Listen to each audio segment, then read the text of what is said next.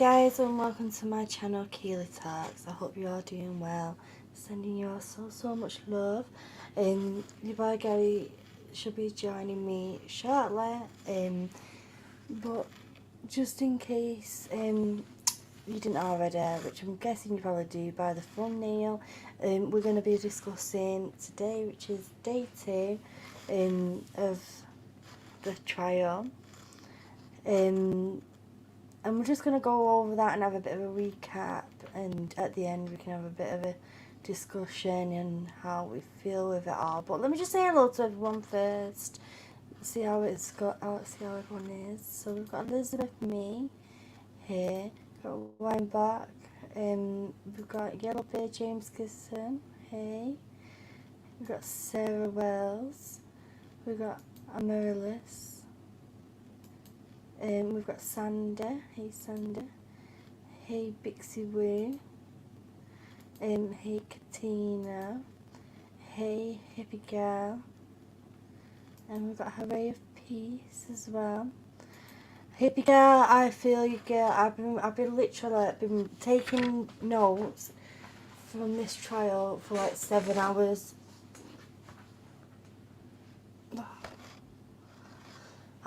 My arms are hurting, my eyes are hurting, I'm like, at the end of the trial then, at the end of today's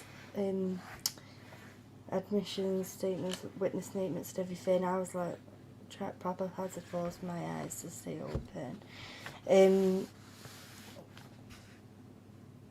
Bixie says, feel like I've done a 4 days work just watching it. It does though, doesn't it? It feels very draining. And a bit overwhelming as well. I feel emotionally overwhelmed. Yeah. Well, let me show you guys my new little notebook that I've bought to do all my notes for this case. And today, I might have to end up buying a few notebooks because this amount, I don't know if you guys can see how thick that is. Don't look that thick on screen, but this amount is just from today. Emotionally exhausting, it was emotionally exhausting today. While I know I was hurting getting up, me too. Christi did great and her testimony was so enlightening. Yeah, we're going to get to Christi's testimony in a bit, but I'm just going to put it out there as well. I think Christi did an amazing job. I really did. I got a bit triggered by you cut off Sarah, by the questions. Yeah, me too. Yeah, it was heart-wrenching. It was. We're going to start at the beginning though, guys. Gary's going to be here in a minute. So, obviously, right at the beginning of today, we had the opening statements, didn't we? And we started with I said Ben True instead of Ben Chew then. Ben Chew. We started with Ben Chew this morning. Hey DJ H. Hi love.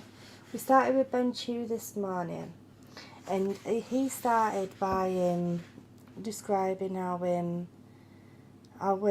people seen Depp as being a truly honoured person, and how his characters have affected so many people. Hey Nova. Nova says, wow, what a day. I ache from not moving much while watching the stream. Well, this stream should only be about an hour long, guys. I want to keep it short and sweet. I want to try and fit as much in as I can. Like, I'm not going to be reading everything I've wrote down. It's just so that we have reference and I can go back to it. We're just going to have a bit of a scale over. But Ben Chew started the day by going over Johnny Depp and explaining how much he's been respected in Hollywood, and how much his name was looked at in a positive way, and how the lies that were false by AH characterised him as a villain and an abuser. Hey Gina, hey Cement Shoes.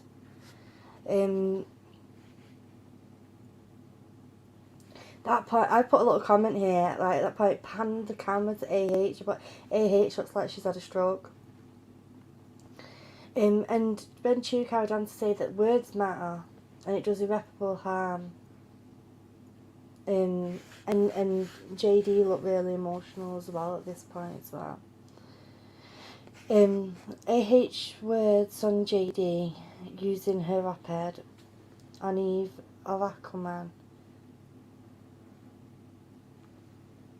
and they were showing that bit there that written down. The op-ed came out on the eve of the Aquaman being dropped, and this was no mistake by her team at all. Like, and Ben Chu really wanted to put that out there, that this was like a publicity stunt to push her name out there in this positive light.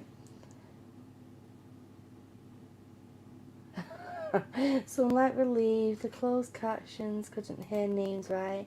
Johnny was Mr. Depp, Adam was Adam Almonds, and Adam Vulcan. Ben was Mr. Chu, and Rottenborn was Rottenboard. Did y'all hear Elaine bring up the mashed potatoes she thought? Yeah, she did. She did. So Adam went on to tell everyone that AH said that she spoke up against SV. I'm being careful with my terminology because otherwise they properly limit the stream for people to watch. And she used the terms, 2 years ago I became a public figure representing DA, domestic A, right? And on the third thing Ben Chu shown was, I had the rare vantage point in real time how men in power. And you know, the thing is though, with these 3 comments, especially that one there, 2 years ago I became a public figure representing DA, it really showed that it was talking about Depp, and we all knew that. We all seen that op-ed, and for her to turn around and say it wasn't about Depp, like, everybody knew that it was about Johnny Depp. Like, everybody knew that who she was talking about because of that time frame. I love that look of death Johnny's sister gave AH's Atty when they objected. I love Johnny's sister. She didn't use his name, but she didn't have to. Everyone knew what happened 2 years ago, what relationship she was in 2 years ago. 2 years earlier, on the 27th of May 2016, 27th of May, in 2016, she publicly accused JD of DV. Because JD wanted out when he was done, she made herself a DV survivor. 6 days later, she got a restraining order, and a bruise magically appeared on her face. And there magically was paparazzi at the court, and there was this shocking story put out to the world. Elaine showed she can cure insomnia. I nodded off for 10 minutes when she was giving the longest opening statement ever. You know, I don't know, I didn't fall asleep to her statement. I really don't. Katina says, yeah, I knew JD's sister would be a great witness. Sounded from the documents like she had AH's number all along. She was a great witness. And this is, I love this by Big Sue, says Elaine sounded like a gossiping fishwife. And you know what she did? She was like, mashed potato, like, proper. I don't even know how I managed to write it all down. Hey, Khaleesi.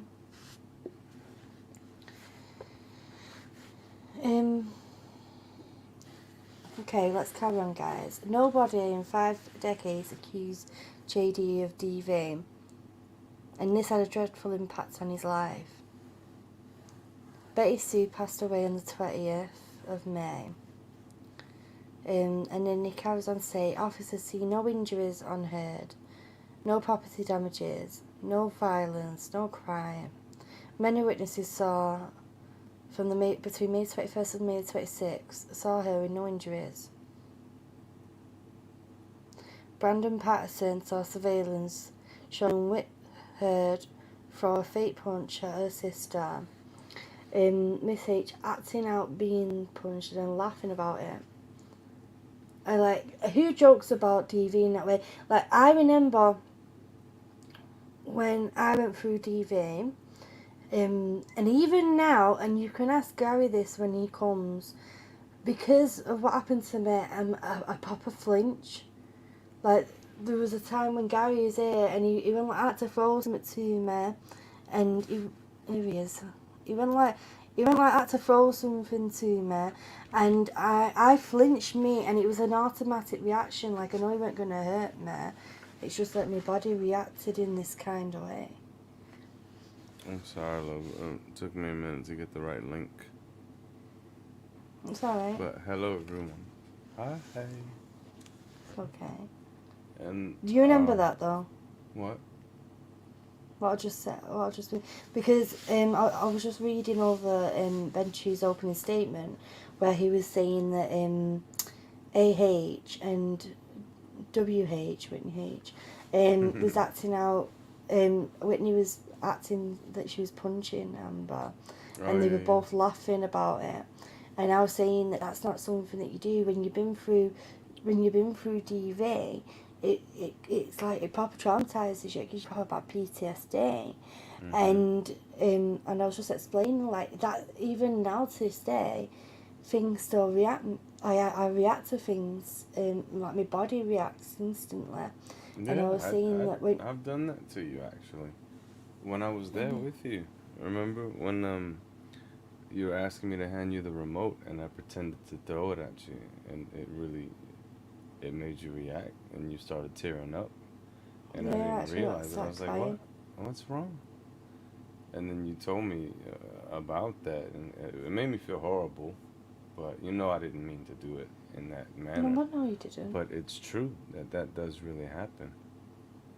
It does, and so this thing where they was acting out, punching each other and having a laugh and joke about it's just something that's not a normal thing that happens, especially when you've just been through DV. Never mind, like with me, it's been 5 years now, 4 or 5 years, and the PTSD is real, man. It's no joke at all. Yeah, it's no joke at all. And also, I must, I want you to have your energy in the proper, where you normally are. So, and this is in front of everyone. I'm apologizing now because I just got off work not too long ago, and I was being a bit of a little moaning cow just before Keeling went live. So if her energy seems a little bit low, that's my fault. No, it's not. Yeah. Well, no, I did. I've gave you just a been bit of a hard time, so I apologize for that. That's all right. Well, I've just been writing for 7 hours, so I have a bit and I've of a been flare working up. too, so. Well, I feel like I've been working. I really do. Yeah, I get it. But Anyway. I just, I'm sorry about that, love. Well, it's alright. It's fine. It's okay. Anyway, let's carry on. Ben Chu carried on his statement to say that they settled the divorce out of the courts, but the false claims didn't go away. 2 years later, when the Me Too movement came in, she reminded the world of the false allegations in the Washington Post, painted herself as a victim of abuse. Evidence will show that's a lie. Hollywood don't want to hire someone who's been accused of abuse. False allegations destroy lives. And this trial will hopefully clear his name. And that's where I got with Ben Chu. Like I said, this is just like a summary. I don't want to... We can break everything down later on in the future. But today, every day we're just going to summarise so people can just be able to be reminded of what we've gone over. And then maybe we can have a bit of a breakdown about it at the end. Yeah. If that's alright, my love, because I've not spoke to you properly about it. No, absolutely. No, we haven't talked about it at all. Yeah. This was like really the first time we've been properly talking about it and together. We only had like maybe 2 minutes before you went live. It's alright. And then Miss Vasquez, I can't pronounce her name properly, sort of the stand to talk to the jury. And at this point, it panned the camera to Amber Turd, and it looked like she proper fakely wiped a tear away from her eye. She went like this. And I'm like, girl. Right, no, even people in the chat were saying as well, oh, you're wiping, there's nothing there to wipe, like, what? This girl was like, I didn't catch and that. Well, I wasn't. well, I did. I was listening. Well, I caught it. I caught it and I wrote it down, and I remember everybody else saying it as well. There you go. You should have caught a screenshot of it. Yeah, well, I suppose I can find it again. But at this point, Miss Vasquez's mic was really, really bad. It was a proper bad, like, there was like an echo from it. And it was really, really bad within the room. What are you on about? I forgot her first name now, but Miss Vasquez, Johnny's other lawyer. Oh, Later. in the opening statements. Yeah, her mic was, the feedback from it was really bad. Yeah. On a mic. Well, it's because she basically, she wasn't in front of the mic. She was like more towards the jury, because a lot of lawyers do that because they want to get close to the jury, so it feels like they're talking to them one-on-one, you know, making a connection. Yeah. Instead of just talking behind a podium, because some lawyers feel like that podium creates a barrier between them and the jury. No, you're right. You know what I mean? So that's why she did that. But yeah, the audio was horrible. But like Bixie, who said there, her opening statement was fire. She said you will hear many people show JD's character. And his best way to deal with violence is to leave and let things cool down. He had a quiet life with Vanessa. Him trying to leave, whenever he tried to leave her though, she got enraged. And then she said, right, this is the bit that was a big, massive mic drop. She said, no photos are originals, and they can't be confirmed as they're authentic. And that there was like a big, massive thing to everybody in the chat, that none of the photos can be confirmed as authentic, not one. Right. None of the photos that she provided. And that means that every photo that she's provided as evidence, because of the metadata surrounding it, cannot be confirmed as authentic. Yeah, exactly. Because they didn't come from the actual device itself.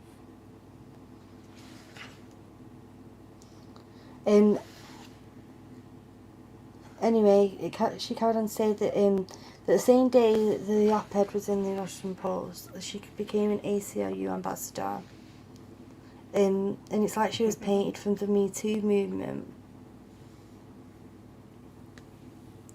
And Vasquez mainly looked at like the May 21st incident, and this is because this is what the lie was about. I mean, this is the whole thing that they was working towards. Is that May 21st incident, the last one that happened. I hope so too, Bixie. I hope they really do bring it up a lot in the trial. They then had the break, and that was 4 p.m. for me here in the UK. And then it was Mr. Rottenboard. What kind of name? Rotten what? Board. Rotten and bored. Yeah. He was hey rotten, Liz. and he did bore me. He was representing AH. Now these are all his words. I do not agree with them. He says everything on JD's side was designed to mislead from the truth. He was telling the jury to focus on evidence. What? Were these? He told the jury to focus on the evidence. Were the words used? Please focus on the evidence. were the words used protected under free speech or not? Mr. Depp's team will turn this into a soap opera, and I thought that was hilarious, especially because what came after Rotten Board, when it was Elaine on giving her a bit, because they've made this a soap opera themselves. Like, she's one of the biggest Oh, she did. Indeed. opera bleeding theatrics going. Opera bleeding theatrics. Hashtag that. Hashtag Okay. opera bleeding theatrics. He went on to say, "You will see who he is behind the costumes." And then I've put here, "Can't be asked writing this shit. Triggered from my own experience." Because I got triggered, like, from all the BS that he was saying. Oh my goodness. So then- yes. He went on to read the article. He is Soups. And that point I Sorry, put, I just saw reads that. op-ed. I saw Soups coming. And I just said, "Hey, Suits" as well. I did too. You should have heard. I was going back and forth between the channels, and just listening in when I could, and everybody taking different breaks and stuff Hey, like that's that. The Soups' reaction was hilarious. With well, Suits exhausted. she was like, "What the hell? What is going on here?" Oh man, I should find my shades and my bandana. Like, well, you can do that in a bit. Like, you can do that in a bit. Let's go over this because it's quite a lot. There's a lot here. There's a lot. Yeah. So Rottenberg goes on to say his claim was that didn't mention Depp by name. He's saying the article would look very different if they did mention by name. Could make a book with them details about the monster. And she referred to her lawyer to see if it was okay. And this is, I started this because I was thinking, and a lot of people said this, is why would she have had to refer it to a lawyer if it weren't about Johnny Depp? Right. Do you know what I mean? And they haven't even gotten to the evidence part yet.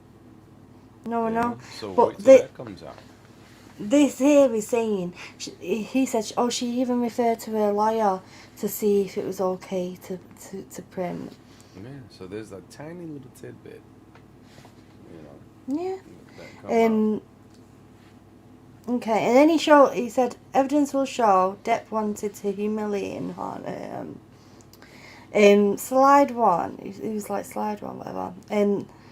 Then 2 years ago, I became a public figure of domestic V and felt the wrath, and it cut off. I didn't have enough time to finish writing that bit. But is that important bit that she put then to, because this obviously he was showing the evidence from JD's side 2 years ago. Obviously, the time frame is 2 years before that. She was married to him. Yeah, it's completely obvious. It was completely obvious that it was about him. I mean, everybody put two and two together with that. Everybody paying attention to it anyway. You know, because who was she with? Who was she married to during that time? She's only been married twice. Yeah. Well, the other So one, there you KK and Tiffany Daniels. But and then he turned around Rottenbottom, I keep saying Rottenborough, and said she walked into a courtroom with bruises given by Depp. Who would want to be photographed with bruises? She didn't want that. But the thing is, right, how did the paparazzi even know she was going to court? Like, wasn't she always known for that though? For calling people in paparazzi. yeah, well, I know. Maybe that's another reason why she didn't want to give up her phone and stuff like that.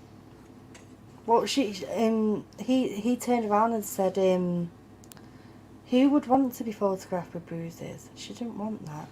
Well, obviously she did. She wanted to. Yeah. No, go on. Fridge is making a weird sound. And then they shown the other part where it said I had the rare vantage point in real time to see, and then I ran out of time to write it. Then I need to go back. And then they turned around and said that she didn't write the headline, so she can't be defamed for that. But within all the emails, there was back and forward with the ACLU and the writers and everything, going over it all. And then he called JD an obsessed ex-husband. And he was gaslighting this rotten bottom. I put rotten bottom, rotten board. I've even written it. This is how much I keep forgetting his name. I've written it in my book as rotten bottom. He was gaslighting. He was saying how JD was just the type of person to just be on drugs, drink, pills, champagne. And then he started to bring Manson into the whole situation. Like, Yeah, it was just that was uncalled for. Honestly, that was just ridiculous. Why would you do that? Why would you go there? You know, especially with everything that he's going through right now. That's like a low blow for no reason whatsoever. Just because Manson is one of his friends. Now you're gonna throw him under the bus with the stuff that he's going through right now? Oh, no. He was just asking for it later. I know. Then he started going on about the 3 day. Well, he called it a 3 day blackout. The 3 day not a hostage situation. Not a hostage. And That's then what Dan says. yeah, well there we go. Kerry says, Gary, you're very quiet. Let me turn Gary's mic up. Well, I'm so sorry, love. Hello. Can you hear me now?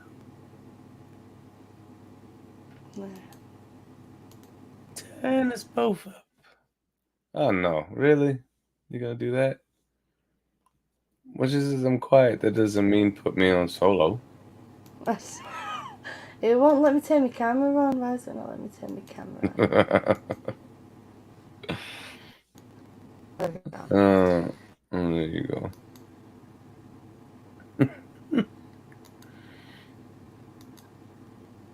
Right, guys, I don't know what happened now. I don't know. Can you hear me? I'm still the same. I can hear you. Get out my place. Get out my place. That's not nice. I'm not in your place. Okay, so that's better. I can hear you both properly now. Okay, that's good. I'm glad you Hello. Is it me you're looking for? I can hear me through your headphones, so it must be loud enough.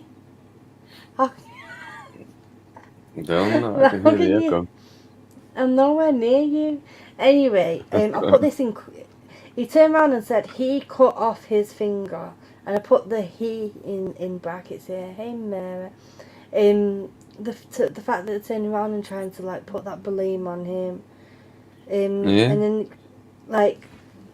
then he goes on to say, you see him write graffiti and paint in blood, and it says that he has no credibility of his reflection of the events because he had a blackout. Oh God. Okay. So that explains it, right? He had a blackout. That's why he doesn't remember anything. If you have a blackout, you can't move. You're not doing anything. You're laid on the ground, blacked out. Yeah, his finger on his lips. That's an unconscious way of trying to stop yourself saying something. Yeah, I think honestly, Bixie Woo, that he was just trying to keep himself from laughing. Because there were so many times it's like he felt like it seemed like he was just holding back a laugh, like a smirk or something. Because when she was going on about it, it just sounded like the turdster, you know, everything that she said, and it coming from the lawyer now, in hindsight, it seems to me like that's exactly what she was coached to say. You feel me? Well, we're not even on to Elaine yet. Um, I don't know. Oh, there's so much to unwrap with this yeah. day one, and I was excited to see who the witness was gonna be, and I was kind of surprised. I was like, oh, it's Johnny's sister. Okay, that's cool. I thought we were gonna start with Johnny at first, but nope, Yeah. we're starting with Johnny's sister. I was like, oh, this is very interesting. Well, it's good that they start with Johnny's sister because, but we'll get into that when we get to Johnny's sister anyway. You're gonna Yeah. Okay, sorry, confuse me. I'm It's jumping ahead. alright. Um, he then went on to say that Disney have said that he was unreliable Uh-oh, in money, and that's what you glitched. I Well, glitched. yeah, for me anyway. All I heard was and on a I said they stated that JD was running out of money, right. and that none of JD's witnesses are reliable because they're all on his payroll. Who's what in the He said that in the Rotten bottom. rotten bottom. He said that. I didn't catch that. I must have been Yeah, vacuuming at that point. yeah. Anyway, He said that all JD witnesses are on his payroll, so they weren't reliable. okay.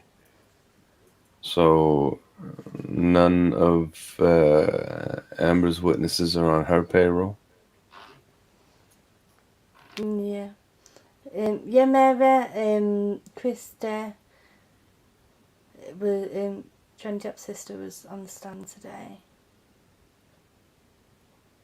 What happened? I was just reading Mary's comment here at the bottom. Oh, I was reading the other one. I Mhm. was having to sit there. It's alright. And they were saying that that Disney was already knew that Depp's character before Amber's op-ed came out, that they had other evidence and articles, and that's what stopped them from casting him for Pirate 6. Nothing to do with the op-ed. And I've put in big letters, what a dick. Hmm. No.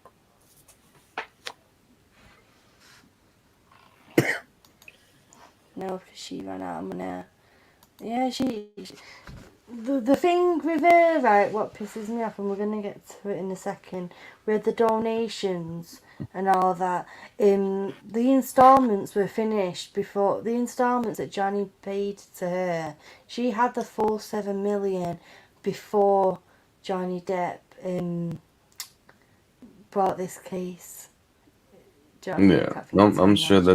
that's gonna come out in prosecution's evidence. There's so much that they're just sitting on right now. They're just basically, it seemed like to me they were just letting the defense have fun in their opening statement. It's like they put out the whole case, This especially is what's her name? This is funny. What?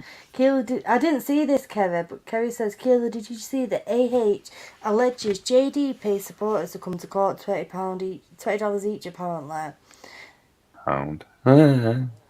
The thing is, right, a lot of people spent a lot of money to get to Virginia. A lot of people took holidays from work, saved up for the last few years just to get to this trial. Fundraised and everything. Like, AH can allege all she Yeah. wants, but it's a load of shit. Oh, just you know what? AH, prove it. Prove Mm-hmm. it.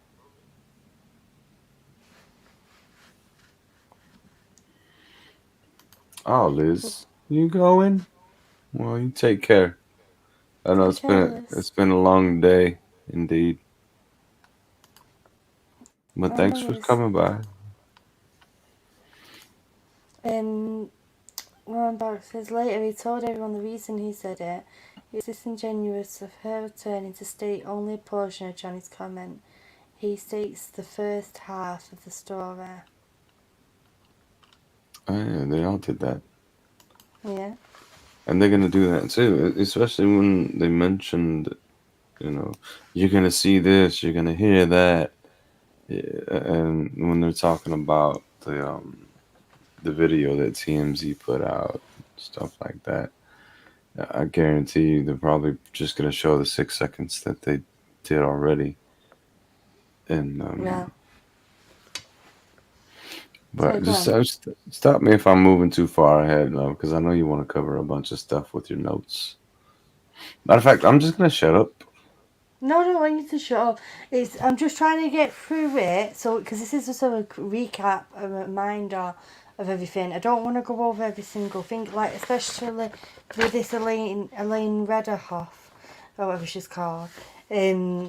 That girl, it's like 13 pages worth of crap here. But I will say this bit, what she said. She claimed that all the photos are from the cloud, so the metadata on them will associate them with different devices and this, that and the other, which I thought was a load of cobble up. Yeah, because what it said in the court order was we needed to be able to verify the date stamps of when these photos were actually taken. That's the Yeah. point, isn't it? Well, she said that all the photos are authentic. And at that point, her'd looked down and away like that, and it just little things like that whilst they was zooming in on her. And you I could didn't see even see this that. is like tactics of us to try and disassociate the situation. Do you know what I mean? I'm not a body expert, but if you look back on it, you'll see it. They then started talking about the TMZ video, and how that shown his true behaviour, and you'll see his behaviour in the audio tapes. Then she goes on about when they're on the plane and there's an audio of him moaning. This is on mumbo jumbo disc because of the way she was talking.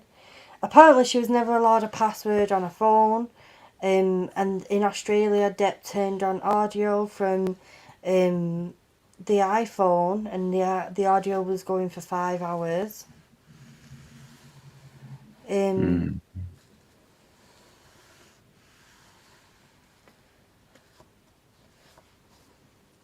Apparently, he pays prescription drugs for $100,000 a month. And then she goes on to list that he also takes cocaine, MDMA, cannabis, and mushroom. And then they start giving Amber Heard's life story, and it was like a bleeding episode of This Is Your Life. I shared on Twitter because do you have that show in the US? This Is Your Life. You ever heard? Do you know what I'm on about? Where Yeah, it might be something called different, but like you like to say, we copycat from you guys all the time, so it sounds like something we might have here.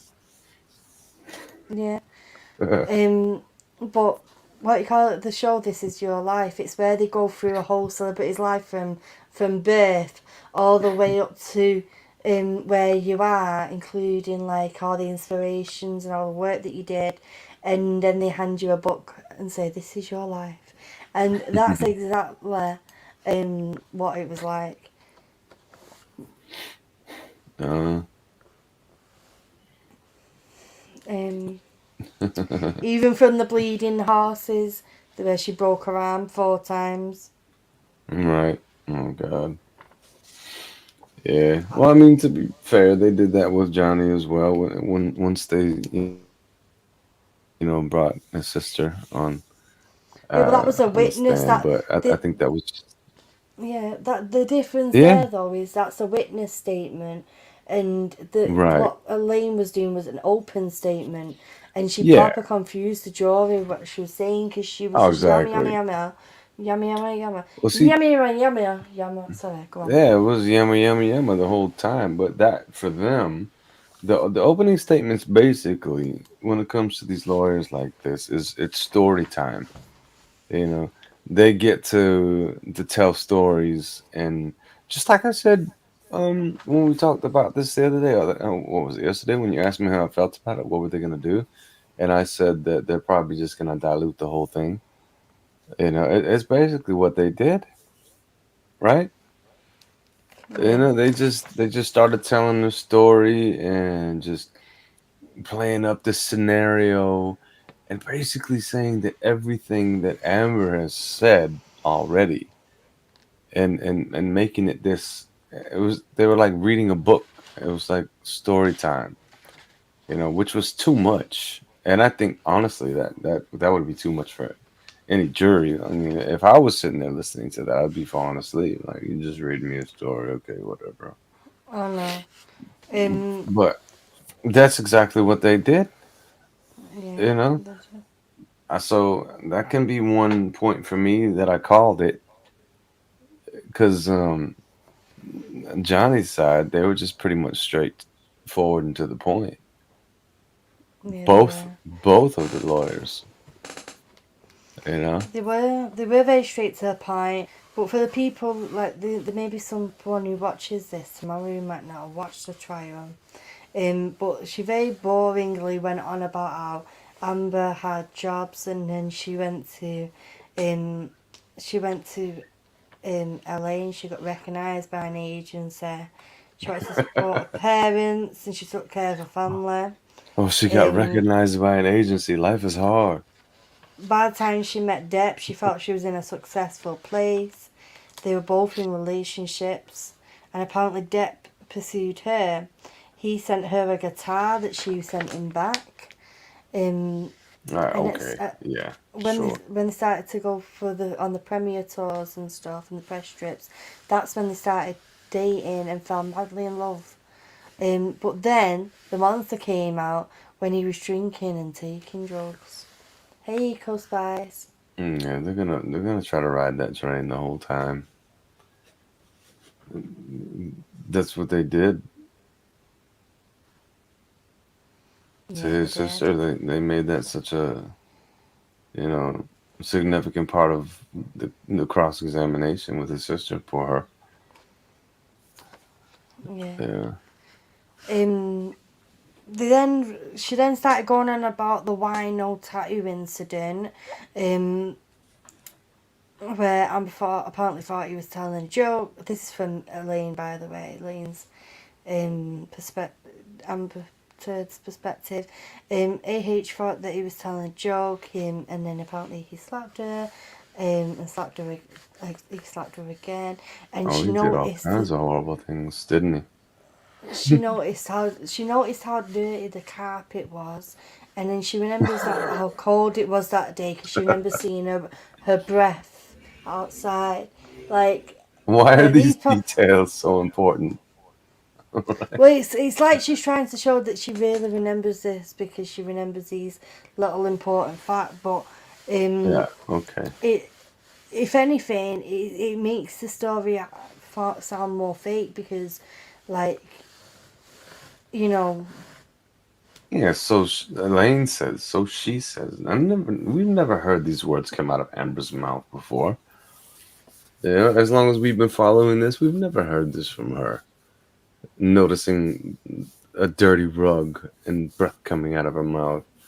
This almost sounds like the story that she stole from her ex-assistant, right? Remember when okay. she said that she stole my story that I went through and tried to make it her own? Well, that was the SV story. Exactly.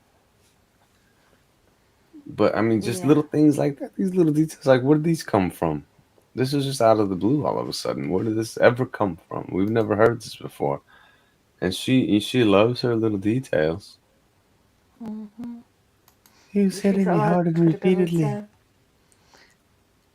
And he has maids, exactly, Sandy. He does, he has maids, he has cleaners. Someone went on to say that she saw abuse growing up, and she but with her and Depp, she tried. This is all back and forward because this is how Elaine was giving it. She went to therapy to resolve everything.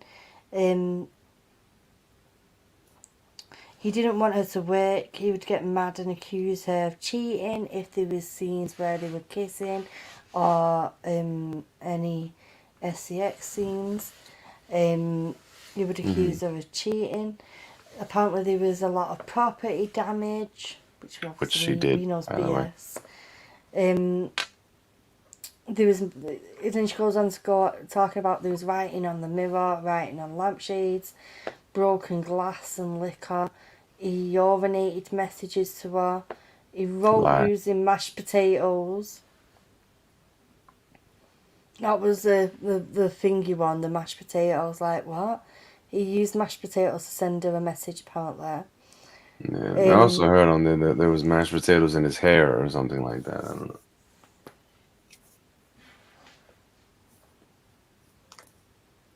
Yeah, it could be Sander. Could be. She's getting this. She might be telling the story from something that happened to her with her dad or something, and like twisting it to make it sound like this. Could be. She then went on about 2011, saying that these therapy notes from 2011, where they discuss and these writings of abuse, where in the therapy notes it says Johnny would get so drunk he would vomit on himself and open his bowels. So that bit proper finger to me. So now Amber Heard is accusing him of shitting himself. Like what? The girl who shit herself on the bed. Right. I don't think he caught that bit or not. Did you see this one too? Yeah, that's all. I know. So the mashed potatoes means the potatoes have been cooked, yet the steak was still raw. Right.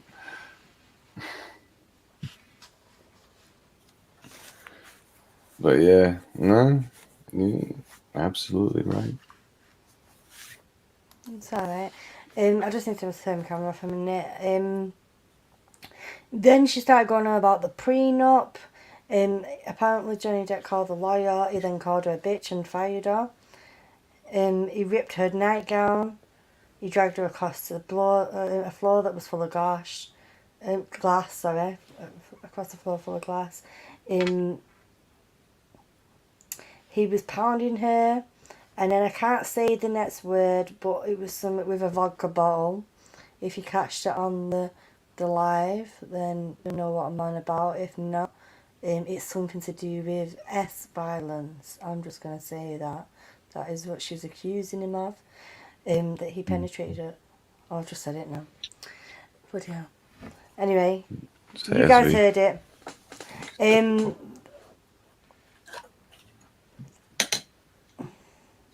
Apparently then he went to LA to get his finger fixed, and he was still drunk.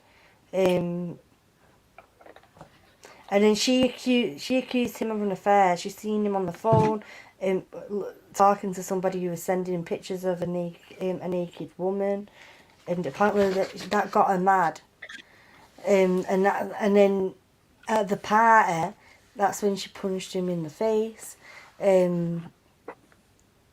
Because she thought he would throw wit down the stairs. He never went to rehab, never made an effort to get clean. Hey, Screams of Anubis. I know this is only day one, and I'm not even halfway through these bleeding notes yet.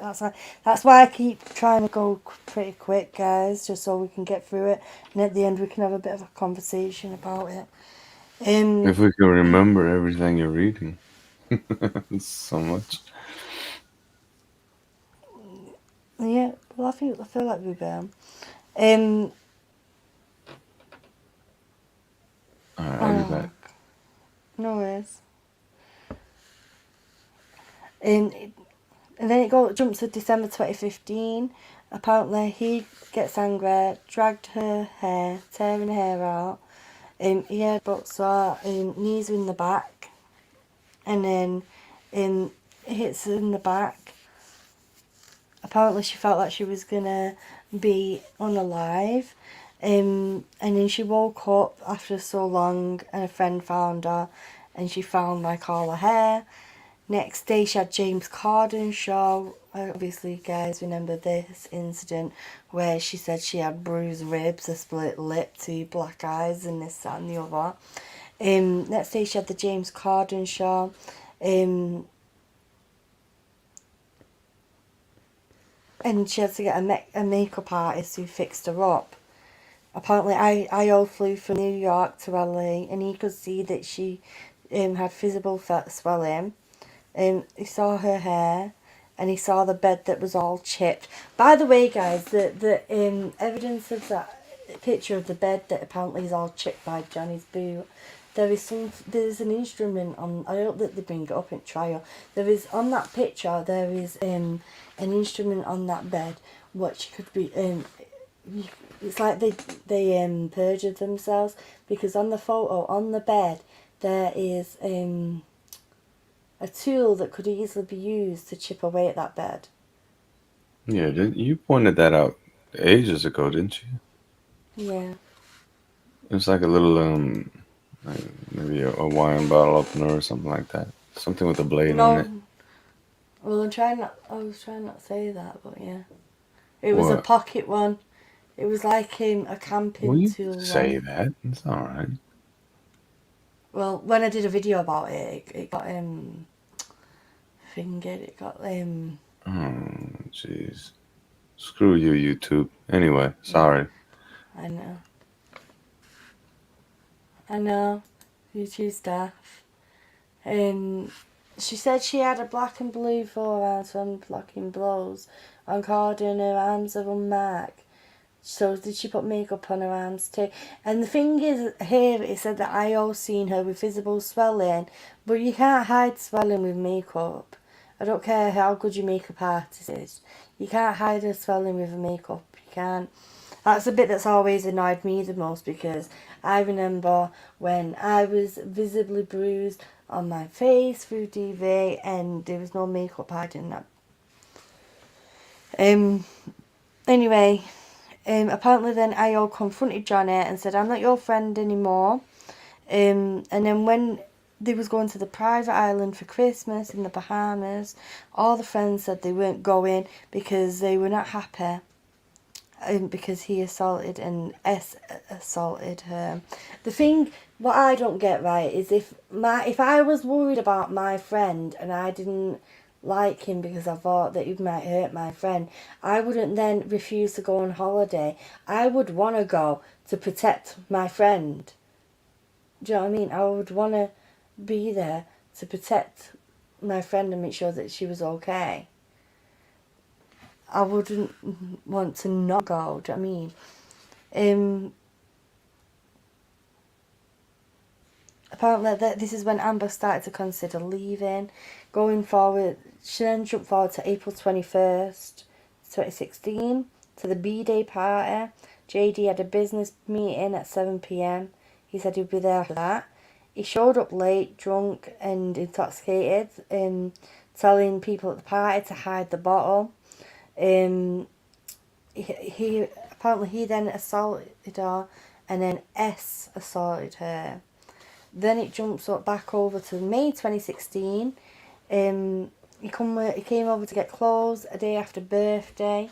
And then they jumped back. She went back on herself because she was then talking about the day after the birthday when the housekeeper found the feces on the bed. And these are Elaine's words. He got in his head she would find it.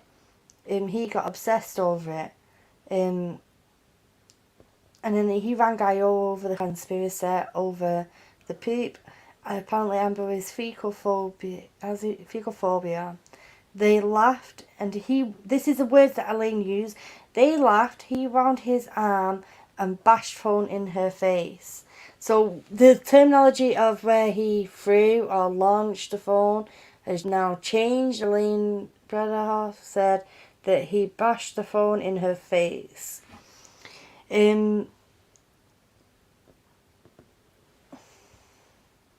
I.O. was worried and shouted, "Get out of there." Io called 911, scared for her safety.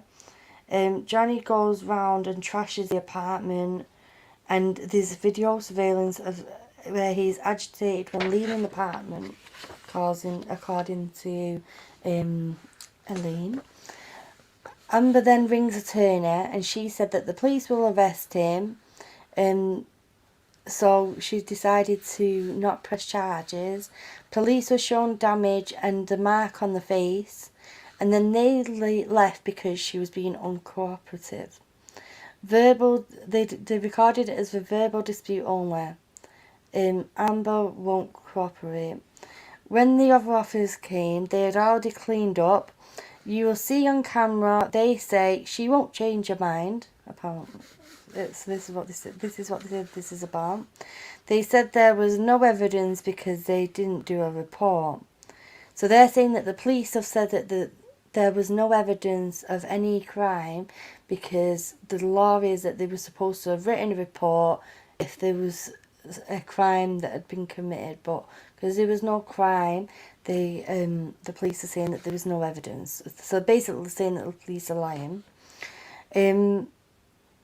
Then she got this makeup thing out of a bag, like these 4 different shades of makeup, and said that AH carried this makeup with her constantly and would mix the colours to hide the bruises on many occasions.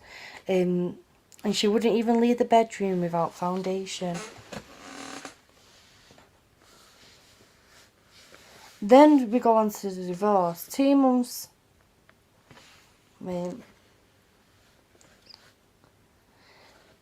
She didn't want half of the money.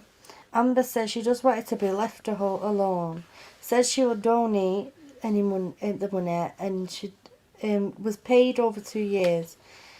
The first instalments, there's £100,000 paid to ACLU, £100,000 dollars, sorry, not pounds, $100,000 paid to CHLA, directly from Johnny Depp's financial team, and then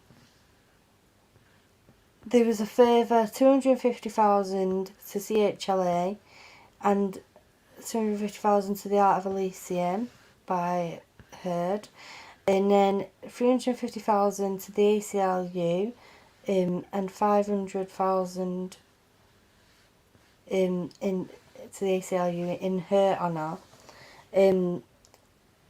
She can't afford to carry on making the payments, but she intends to keep her pledge. ACLU and CHLA will tell you they have no reason to not believe you are going to hear, and then she goes on to say you're going to hear some awful messages where he vows she will live in humiliation. And then she started talking about the son. She just started it. She went, the son called him a wife B, and then there was objection straight away, and you could just see Judge Penny telling her exactly how it is, and that she couldn't talk about it. Like, there's this big objection about it, where she was, because she was already told before the case that she weren't allowed to talk about the son trial. She was going to try and influence the jury on the judge's decision in the UK. That pissed me off a little bit. I think it pissed a lot of other people off as well who was watching it.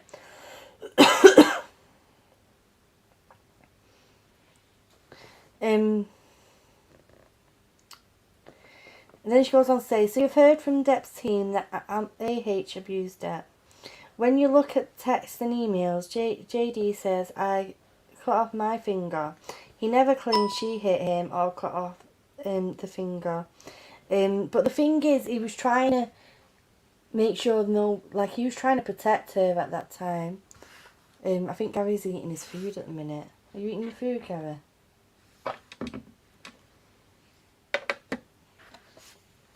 He's very quiet. He's not long got him from work, so I think he's just having his tea. Where are we, guys? I totally got lost here.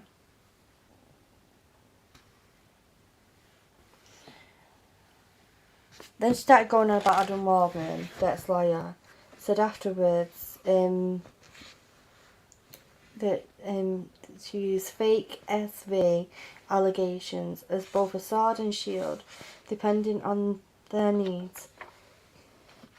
They have a selected SV hoax facts as the sword, inflicting them on Depp and public. That's what they're using as being defamation in their in Amber's case. Anyway, she goes on to say there is no hoax. It's harmful to her.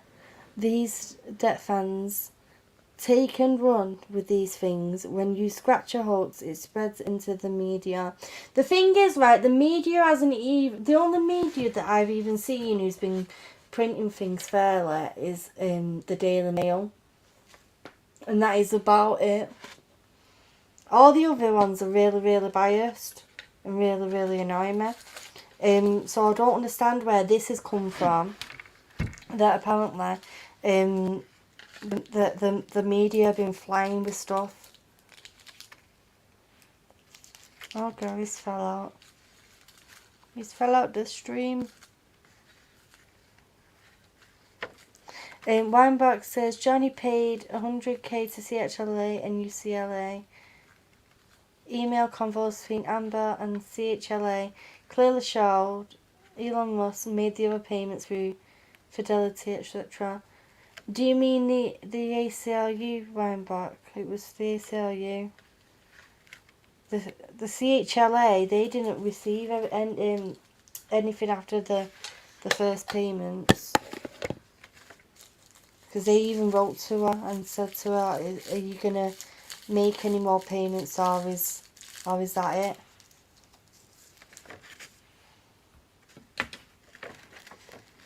Let me just message Gary, see if he's alright. I know he's just got in from work and he don't feel too good.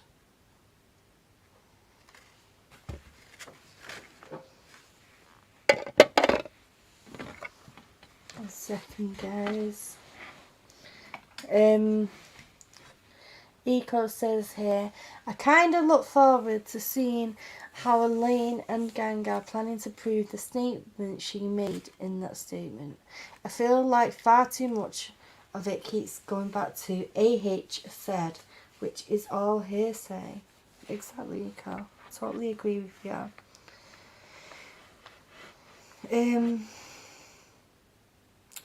Now she carried on to say how she was impacted, how it had impacted her emotionally by triggers and being called a liar. She got hired in Aquaman, and moving forward, nobody wanted to touch her. Her co-stars were getting contracts left, right and centre, and she didn't. They all got loads of opportunities and she didn't. No worries, Sender.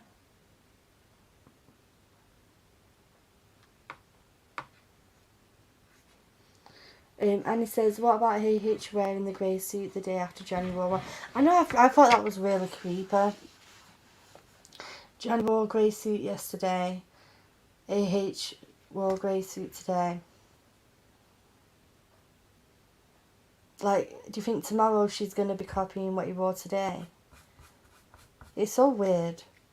It is so, so weird. That was the end of the opening statement, guys. It took us a bit of a minute to get through all of that. But then we the difference is though, like Johnny Depp's team was very straight to the point, very direct, and just wanted to get their points in.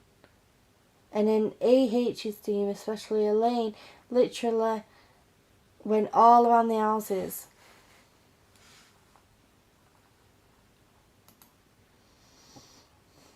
If AH wears blue tomorrow, it's already a pattern. And I know, imagine if she does. That'd be so weird though. Like, come on, girl.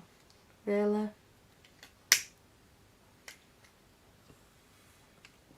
But it wouldn't surprise me if she does.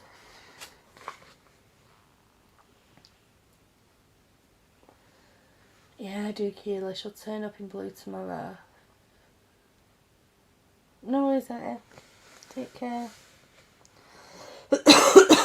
Excuse me.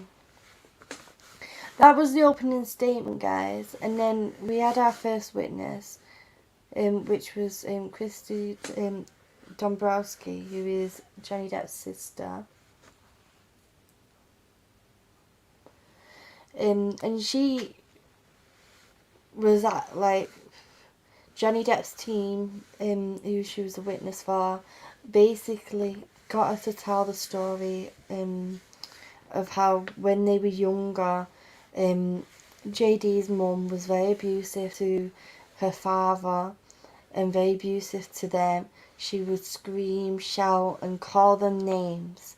She would call JD One Eye, because when he was younger he had a lazy eye and he had to have an eye patch, and she would call her Violet, and even though it just sounds like a normal name, it was her nana who was called Violet, her dad's mum, and she didn't like her dad's mum.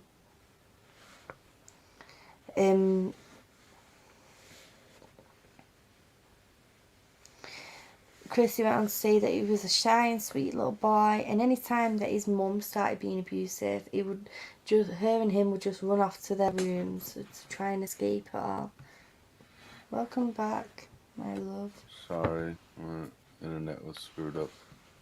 It's okay.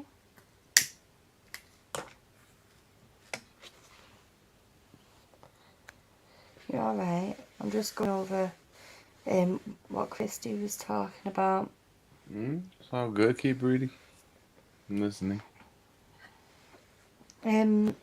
She said he was a shy and sweet little boy, and sometimes he was a bit of a clown, playing tricks. The parents' relationship was a bit complicated, and there's like two different personalities. The dad was gentle and kind, and the mum was very angry and full of anxiety. She would constantly get angry with the father, and she would hit and scream. But the dad never reacted. He would just let her get out and try and keep the peace and console her and do the things that she was acting up about. Oh, but where did you go? What's going on? That was so weird. Sorry. No idea what's going on. That was weird. Yeah, I'm still connected. Alright, I'm good.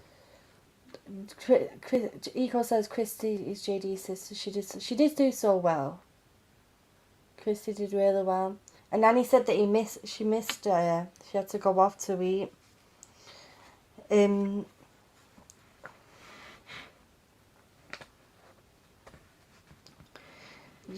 She talked about how her and him were like best friends because they were the youngest, and they were really, really close. But there was a similarity. What's happening here? What? Oh, why do you keep pressing remove? Huh? I'm not pressing anything. Okay. It must have been my computer, I don't know. There was a similarity Yes, to how she Eco, tried. I'm bungee jumping.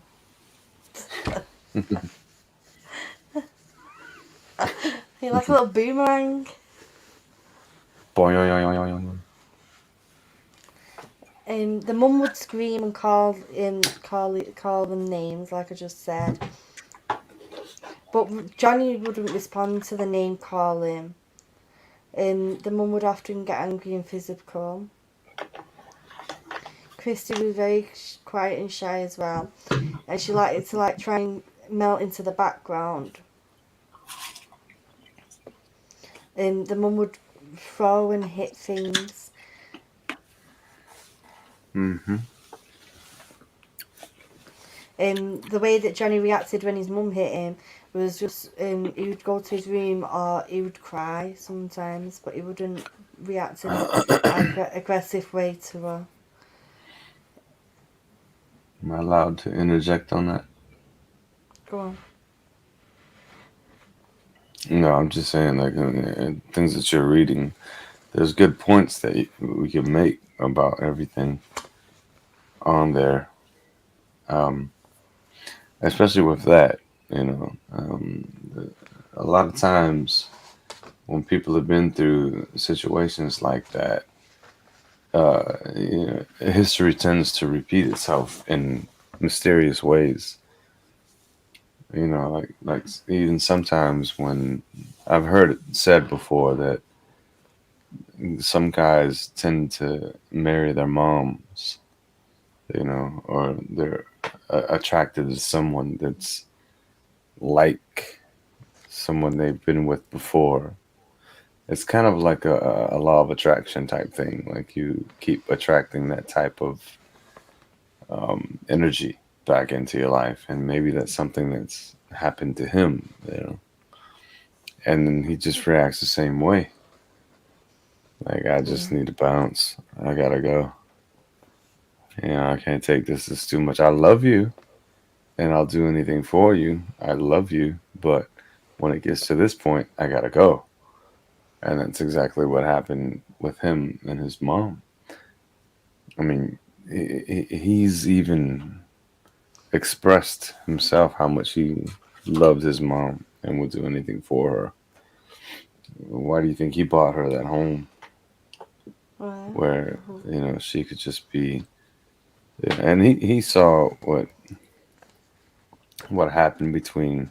I think that was a good point too when Ben Chu was bringing up all of that stuff from the past, but with his sister, and it's kind of showing some kind of relation to how his dad actually was. Yeah, it was. Um, So you're very, very true. Very good point. But regarding the house and that, I'm nearly at that bit in a second. yeah, go Um, on. so she went on to explain now when she was 17, she got pregnant, and she got married and she got her own place. And it was like a bittersweet experience because she was excited to leave and happy and elated, but she didn't know about to leave her dad and her little brother, um, to the mercy of the mum. Um, and she said that from being young, her and Johnny have always said that cycle ends with them. They're not gonna let the children experience what they experienced with their own mum. Right. Um, when the mum and dad separated,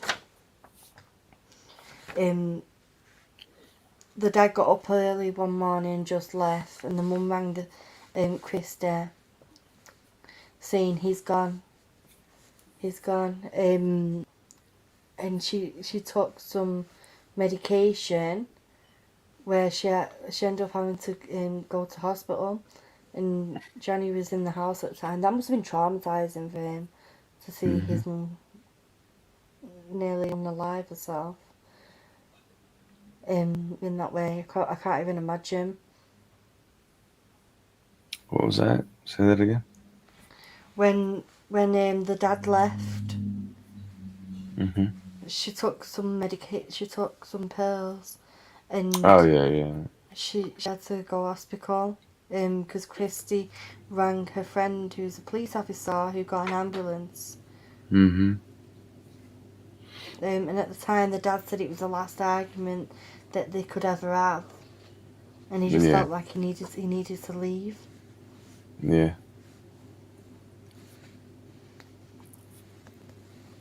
The And mum recovered. Sorry, go on. yeah, no. I mean, that's honestly, if you put yourself in Johnny's shoes in that moment in time, as empathetic as he is, and such a softy, and uh, like basically best friends with his older sister, and he has a respect for women, um, just because I'm pretty sure that's the way he was raised with his older sister as well. So he felt a need to to be there for his mom, regardless of what and how she was, but at the same time torn between like how she treated his dad. Maybe I'm not sure if he had a close relationship with his dad because they never really touched on that, you know. Well, they didn't So really touch on that, but I think that the way she explained it, I think Johnny has pretty much the same personality as his dad. yeah, Um, yeah. As far as personality goes, yeah, because that's what he's seeing as the right thing to do when it comes to women, yeah, regardless of how they are, and then that in itself kind of creates a need to be that savior. You know what I mean? When anyone's going through like something like when he sees certain things that he saw in his mom, he feels like he can save them, you know, or just be some kind of support system for them to get out of that rut. Because that's exactly what he ended up doing for his mom, didn't yeah. Um, Sorry, I lost where I was at. he? Go on, One sec. sorry. You keep No, reading. alright. 1 second. But I mean, I thought that's what we were doing anyway, you know, going through the whole spiel of what everyone pretty much saw and heard today. So we're just giving our little 2 cents on everything that was touched on. Yeah. Oh, yeah. Well, it's going to be impossible to try and touch on everything. Um, I'm hoping this will help people who haven't been able to watch it all, though. Um, Yeah. so that they can have that bit of a recap as well. Yeah. Yeah, no, absolutely. Go ahead and recap the whole thing, but I feel like there's certain points where we can, you know, jump in and give our little bit of 2 cents on what we just witnessed. Yeah. Yeah, definitely. Um, Sorry, I'm trying to find out where I'm up to. So goes on to say Johnny bought her a home and paid to have everything moved. Um, to, in had a move to Palm Springs.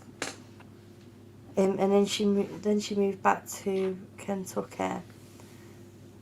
She chronically became ill in 2011. And she was diagnosed with the final stages of Parkinson's. And then they had a new doctor who's seen something new. She moved back to California to see new doctors. Because of her health, it kept her in California. The mum softened as she aged, but when the mum moved, she had other illnesses. So Johnny hired a private nurses for her, so she was taken care of, and he took care of all the financial needs of her and covered everything she needed or wanted. Mm-hmm. Hey, Sean.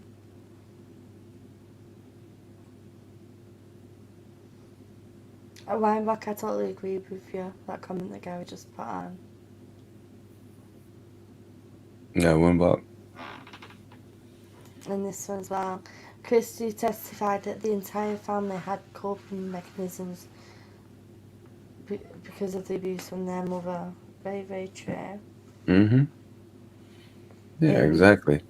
And that's why you know it was kind of killing me at the time when the other lawyer, I forgot his name, cross-examining Christie, talking about well, who decided on getting the other hotel room. You know, because that's his sister. She knows her brother. She knows exactly what makes him tick and exactly what he needs to feel comfortable. So why shouldn't she do something like that? You know, why wouldn't she? Getting another hotel room so that he has a place to go to. The thing that this is the thing too about with Christie's testimony and when she was being cross-examined, it seemed to me that she was being very timid, and she kind of loosened up towards the end. But in the beginning, when they were like he was drilling her with questions, she seemed afraid. And I honestly think that she was a bit intimidated by Amber's presence as well, because she even admitted that she has a strong personality, right? So maybe she was just a little timid and afraid to kind of tell the truth. As she saw it, she was just trying to play that PR person, and make everything sound professional and not, throw her brother under the bus or make him look bad in any sort of way. I just got that vibe from her when I was listening to it and listening to her talk.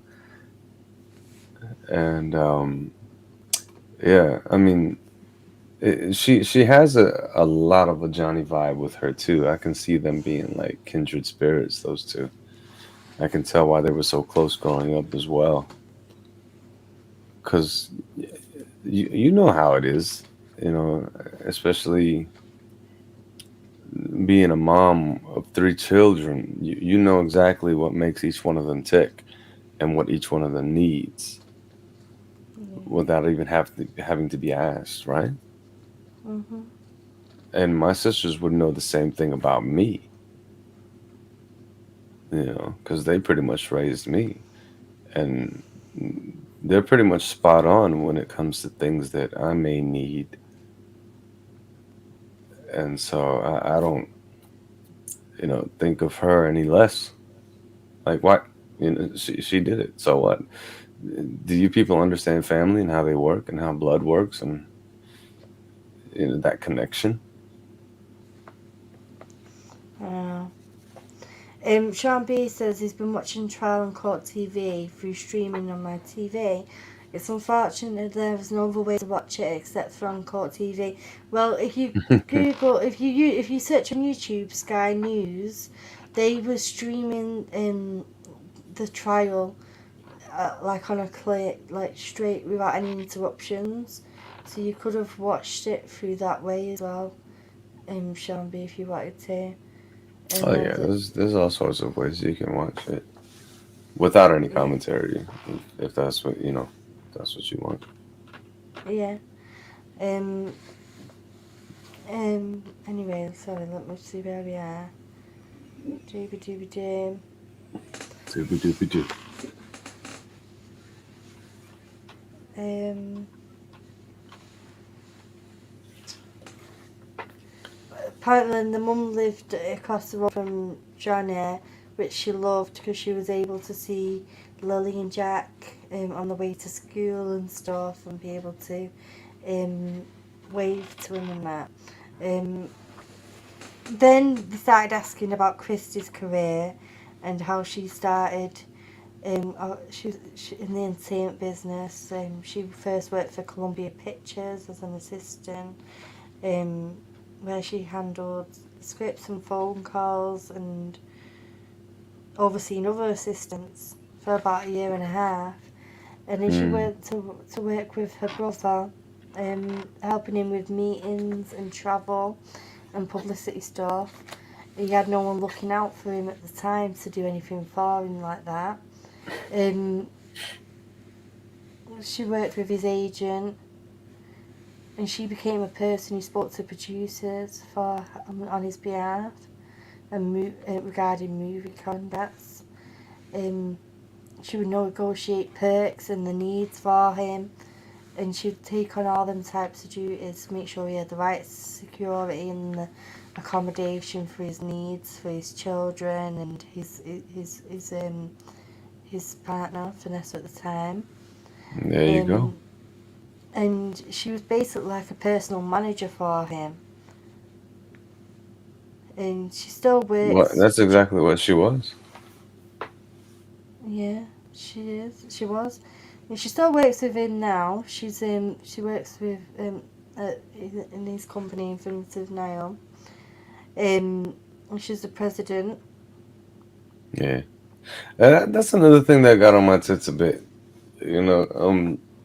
When he was cross-examining her, and he was like, "And that's your only source of income, isn't it?" And she's like, well, no, I have other projects, but that's your full-time job, right? Like she's trying to, what he was trying to try to twist it and play that thing like, well, he's your main source of income, so of course you're gonna have his back. Did you catch that? Yeah, yeah. On the cross examination. Yeah. Well, go on then. Sorry. No, you're right. Well, where do you go? I had it like that for a while. You didn't even notice. No, I didn't notice. Stop it. Because I was looking That's what down. happens. Why aren't you on the camera? Come on now. That's what people came here to see. You. I was having a sick. And me. Hi. I was having a sick. I was. Lord of mercy. You take so long with those things. I know. Um, so apparently Chrissy worked for Infinitive now since 2004, and she's been like overseeing everything. Mm-hmm. Overseeing loads of staff, films, development schedules, meetings. She then talked about a bit. They was asking questions about Pirates of the Caribbean, and it surprised people how successful it was in the box office. And Pirates 1 basically changed Johnny's career in a lot of ways. It really boosted his the, how much Yes, people it did. reacted to him. And Changed his roles. if you guys had the, this was one of the times where I actually got to take a look at my phone real quick when she mentioned that you can see like a little smirk on his face, like a little smile, like yeah, that's my guy, Jack Sparrow. You know, he got a little smile out of that because that was his turning point, really. As far as Hollywood is concerned, that's what really broke him out on the scene because he was Jack Sparrow. He was Captain Jack Sparrow. That's one character that he actually created that he could be so proud of, and he used it. He used it for good. He used it for the kids that were going through stuff physically, and and he empathized and could sympathize with everything going on with like the children's hospital and the parents. And that's why he was so adamant about that, about making sure that he helped out in that respect. I honestly believe that Captain Jack Sparrow is his most favorite thing in the world. Why do you think he keeps that costume with him? That's he even said himself. That's the one thing that he kept, No. and that's just the type of person he is. He wants to make people feel happy. Just put a smile on their face for a little bit. Anyway, go on. He did. But she also talked about how it changed his personal life in not such good ways in some sense, because he used to be able to like go to bookstores and stuff, and it became hard for Yeah, him to go out. People were chasing him, right, um, so then they was talking about how talking a bit about Jerry George, right. Bless him. how he upped Rest the his soul. security. Yeah. Yeah, he Jerry fell in was love with working. him. He became like family. Mm, he was a family to him, but Jerry was working with him from the 90s. Mm-hmm. But he would originally just set up all the UK type security, but then he Yeah, started working with him for every film, up until he exactly. passed away. And they Yeah, had like and that was a after the old. That was after the Pirates thing. Like he just kept Johnny kept calling on him like Jerry Judge, and basically it became permanent after that. And even his sister, like, you know, I know you took notes on this already, but she was basically saying that they were like brothers. Even he was like a I was father just about to figure to say him, and that. even like a brother. So that's the next sentence. Jerry and Johnny loved each other. Like Jerry would see him as a son, or they'll be just like a bro relationship. Hmm. Um, Then they talked a bit about Vanessa. Vanessa, who obviously the mother of his children. They lived together as a couple for around 14 years. When they lived in LA, Christy saw them daily, and she spent time with the family, and it was just it was just a normal family where there was cooking and games and playing and laughing, Barbies, and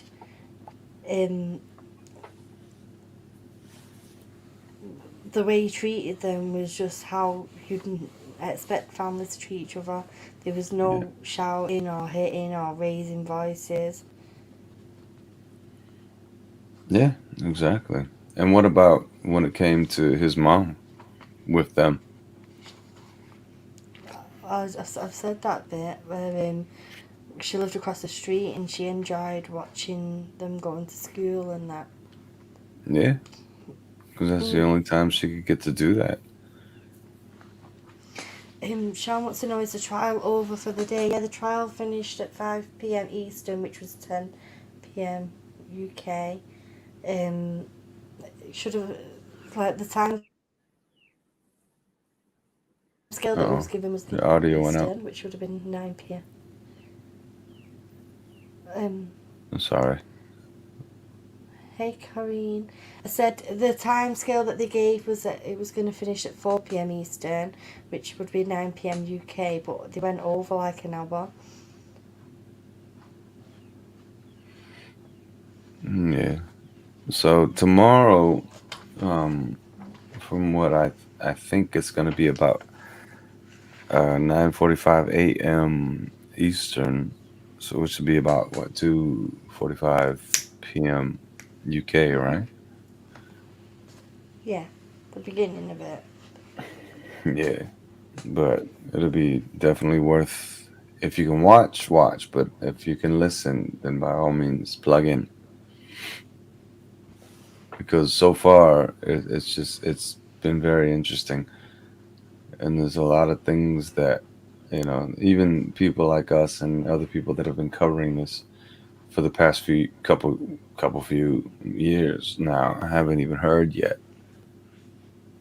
Like the whole deal with Johnny's sister, she was the very first witness.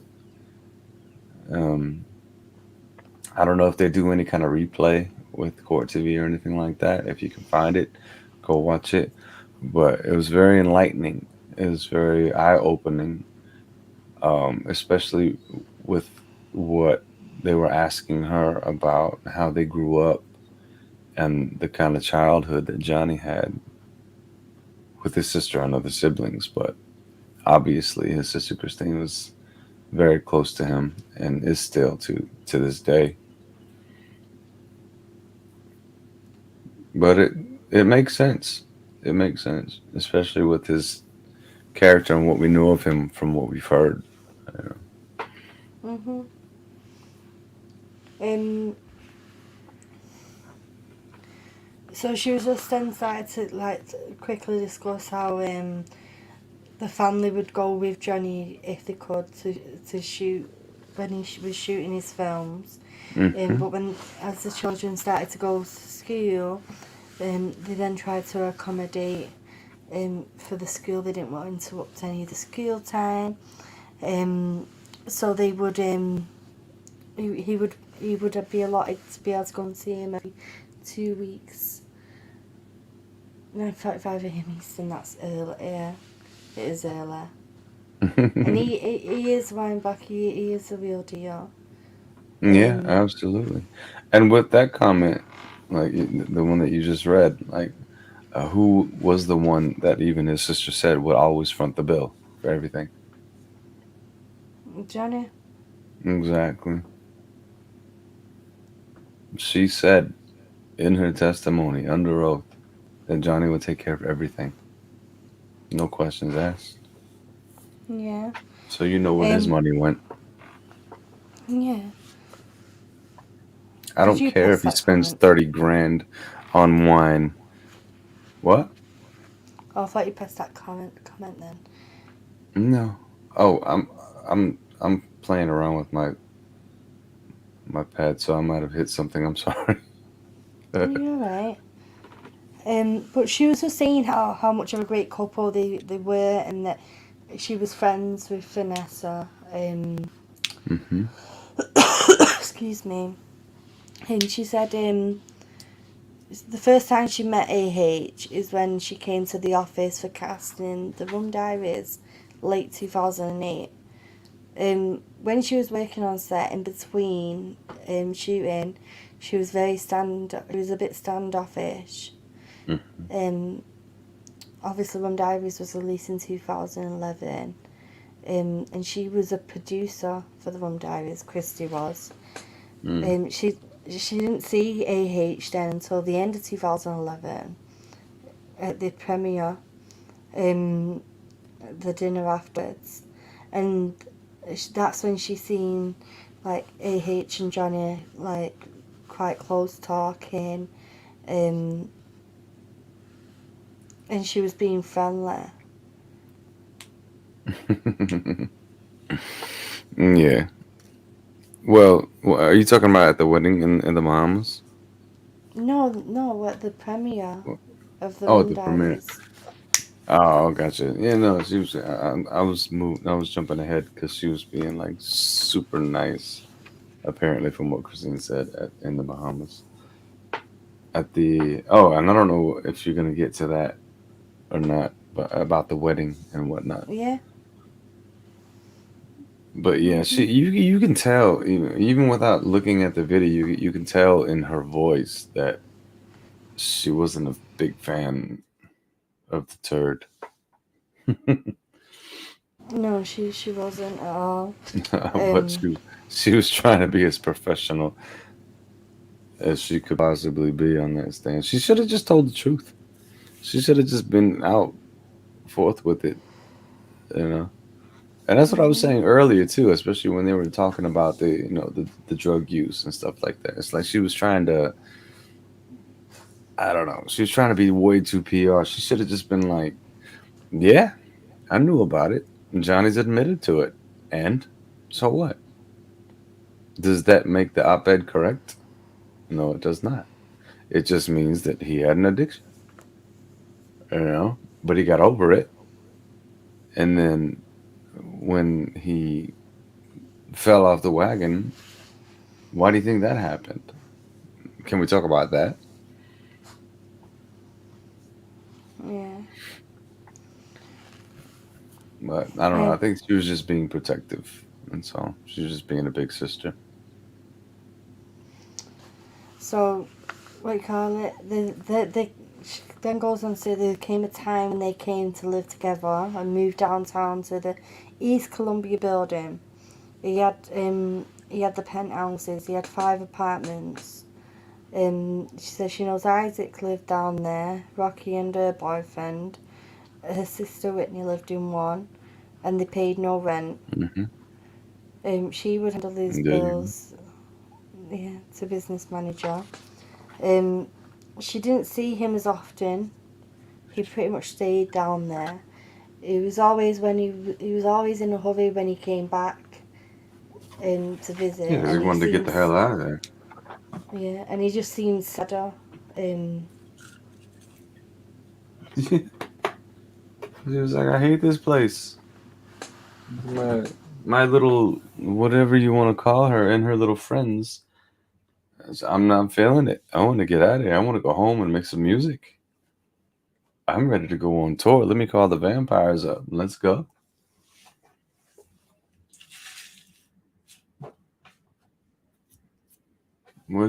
Why are you muted? Oh. I didn't know I was muted. Hey, Chiba. Mm. Oh, Cherry's in the house. Hey, little mama.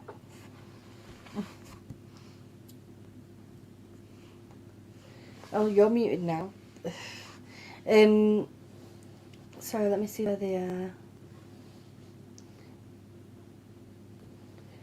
So she goes on to say they travelled together. There were times where Johnny did press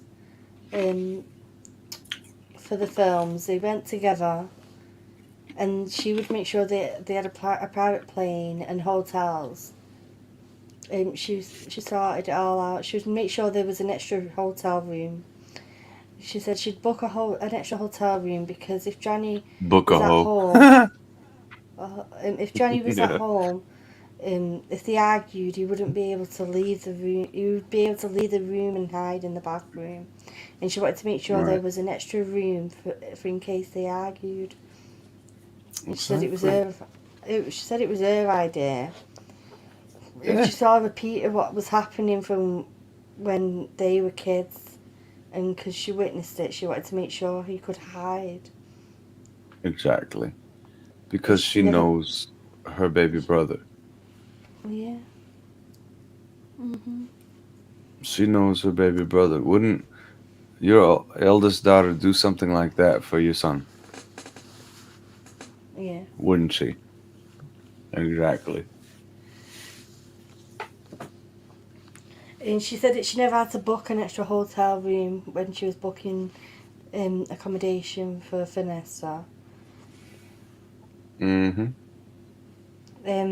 She never witnessed um, an like altercations, but she noticed he was Nope. always trying to make her happy. Had a very Exactly. strong personality, and Mm-hmm. her brother's personality, Johnny's personality, was softer. When it came to her, right? Yeah. Well, he had a Because softer that's what personality than that her. you have to understand that's what will happen to a guy who's been through that type of scenario. You know, when you come into contact with a female who has a strong personality and you've been through that sort of situation, you will back down. You'll bow down. You'll turn into a little puppy and be like, I mean, it sounds funny, right? It sounds stupid, but it's true. It happens. It's happened to me. You know, when you come across a female who's very strong minded and that type of attitude, and me being kind of like Johnny, raised by women, basically, in that type of environment, it'll make you bow down. It really will.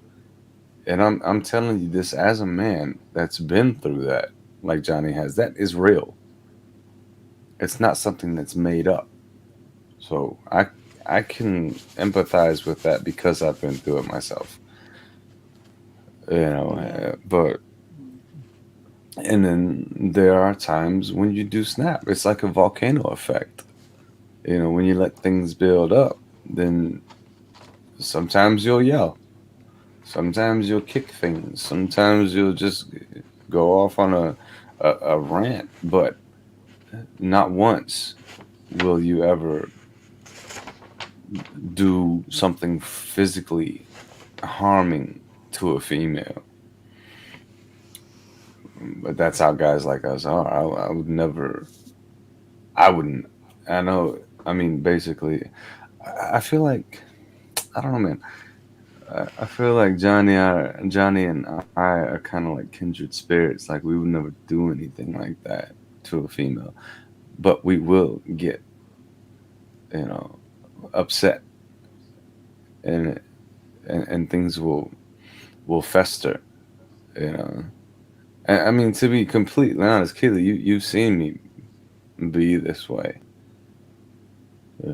The 3 months that we were together physically, when we've had disagreements, you see me get a little louder, right? Yeah. I'm Yeah. not trying to And put our then. personal stuff out there like that, but it's true. It's true. Yeah, But but then you then calm me when. down, and then Yeah. I'll call you up for it as well. Like, lower your voice, yeah, I'm you do. talking. Let's put you in check Yeah, a but bit. you've always done it in such a calm and cool way that I appreciate and I love, and that's one of the main things that I really love about you, and you know this. So then we can actually have like a conversation about it. It may take me a minute. I may need to walk away and take a breather, but then eventually we'll have the conversation, right? Mhm. But Yeah. imagine dealing with someone like her, Couldn't. and Well, I have you couldn't. Well, you have, yeah, you have. twice. And I have too. And we all, a lot of us have, but I know you have. I know for a fact that you have, and it sucks. But it's just it's true. It happens. Johnny is just like us. He's a regular human being that goes through these things. And if you're brought up in certain situations, then it's not hard to see. Let me just address this comment quickly. Hey I'll go on. Grace, you may have missed where I've announced this already. I haven't said it on this stream, but I have been saying it yesterday, and that whilst the trial is on, I'm going to be just doing the trial on the weekdays. I'm going to try and do a card reading stream on a Saturday. Next week, when the children are back in school, I'll be able to do daytime streams. But I'm so tired, I won't be able to do readings after the at the end of the stream, because I don't even. It's like 12:30 at night here, and this whole case is very emotionally draining. So I don't feel like I'll be able to do readings on the same thing. And plus, I want to try and keep these streams mainly direct to the point for people who've missed anything to do with the trial.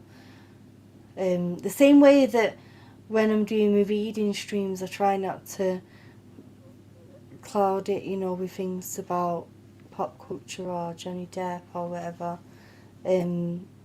But when I do the readings, it does take a lot of energy. So that's why I said I'm going to be trying to do them reading streams on a Saturday. Oh, you confused me then. Just so that it won't. Oh, thank you, Anna.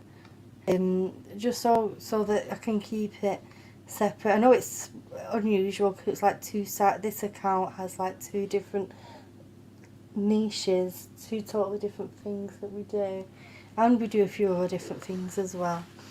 But with the readings, like I said, we're going to dedicate them to a Saturday for now. So that I can focus on this case in the week, because I was writing for 7 hours today and I'm absolutely shattered. She wrote a book. You should show how thick your pages are. I did, I showed. Oh, did you? Yeah, the kids will be up. I get up about 7 o'clock with the kids. I know. You guys gotta understand that it's a zoo when those kids are awake. Mom! Right, anyway, let's get back to this. She then went on to there's say more? how, Oh, God. Yeah. She went on to say how she's seen AH being nice, but it wasn't an extra nice. It was just this typical type of nice now and again. She goes on to say that on one occasion she was at the office and she had a meeting with Dior talking about working together with Johnny Depp, and Amber came in and asked if she was interrupting them, and we said no, and we weren't supposed to tell anyone yet, but Johnny told her, and her reaction was disbelief, and she said, Dior, why would Dior want to work with you? They're all about class and style, and you don't have style. And she was insulting him and taking away that moment from him in a very insulting way. And she called him an old. She witnessed him calling him an old fat man. And she heard him call that herself. She heard it with her own ears. Excuse me. Right, well, you mentioned this before, the Keith Richards thing, but when they was working with Keith Richards on documentary, she said she was right next to Amber, and she hugged her, and she was stood next to her, and she didn't see any marks or injuries, and she observed them together, and they were fine. They was laughing, happy, holding hands, and she was hugging on him, leaning on him, And then she starts talking about the wedding, when the wedding was on the island.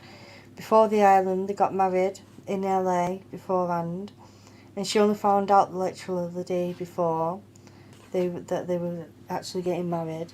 And she said she was scared and devastated how fast it was all happening. She wanted him to wait a little longer. She wanted him to get a prenuptial agreement. It was important for his children. And she spoke to the attorney, and the attorney explained the importance of it. Johnny's side wanted a prenup to make sure his children were protected. They were never signed. The AH team never signed the agreement.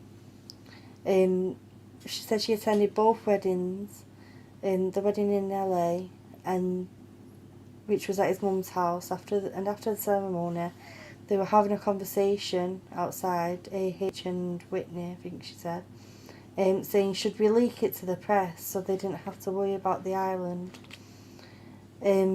On the island, she was extremely friendly. AH was extremely friendly with everyone. Christi didn't want to go, but her dad wanted to go, so she went with him. AH thanked her for coming to her special day. After the island, the next time she saw her, it was when she came back from Australia. Oh, where'd you go? Be quiet.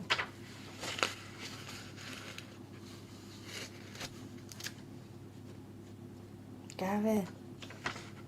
What did you say? Did you say something to me? Hello? What did you say? I missed it. Oh, I was just saying on that bit, the next time she saw us when they came back from Australia. Right. They went for a dinner, and she was telling her how her and Johnny had been fighting in Australia. And she told AH that kind of fighting was not on. And she told Chrissy that she needed to step off her cross, and Johnny loved how feisty she was, and her and Jerry needed to stay out of their marriage. At this point, Off a cross? Where'd she get that from? Don't make sense. She saw no marks or discoloration on AH. Of course she didn't. Hello. Hello? I just need to get a drink. I'm dehydrated. Will you read the comments for a second? What am I reading? I don't know. You want?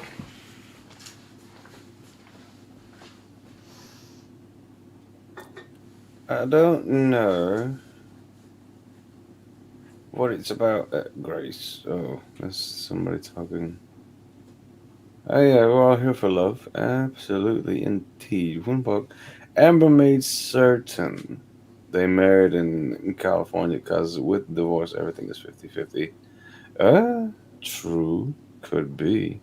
But then again, they probably had to get married in California because they both lived there.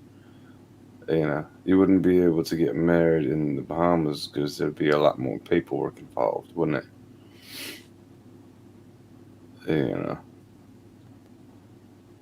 Because even though is Bahamas a U.S. territory? I'm not sure. I think it is, but still, there'd be a lot more paperwork involved.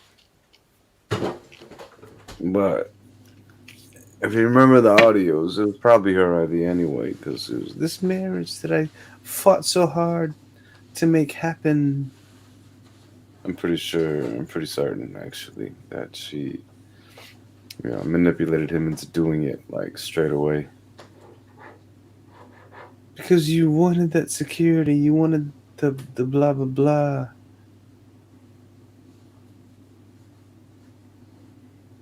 And he was just like, yes, I loved you. I wanted to make you my wife. You said loved with an ED, loved. And then he said, oh, really? If I said it in past tense, I'm sorry. I didn't mean it. That doesn't mean I don't love you now. And you can tell in his voice, he's being sincere about it. Even then, I mean, goodness gracious, Johnny, I would have seen those red flags a long time ago. There's nothing about her that would have made me want to stay, honestly.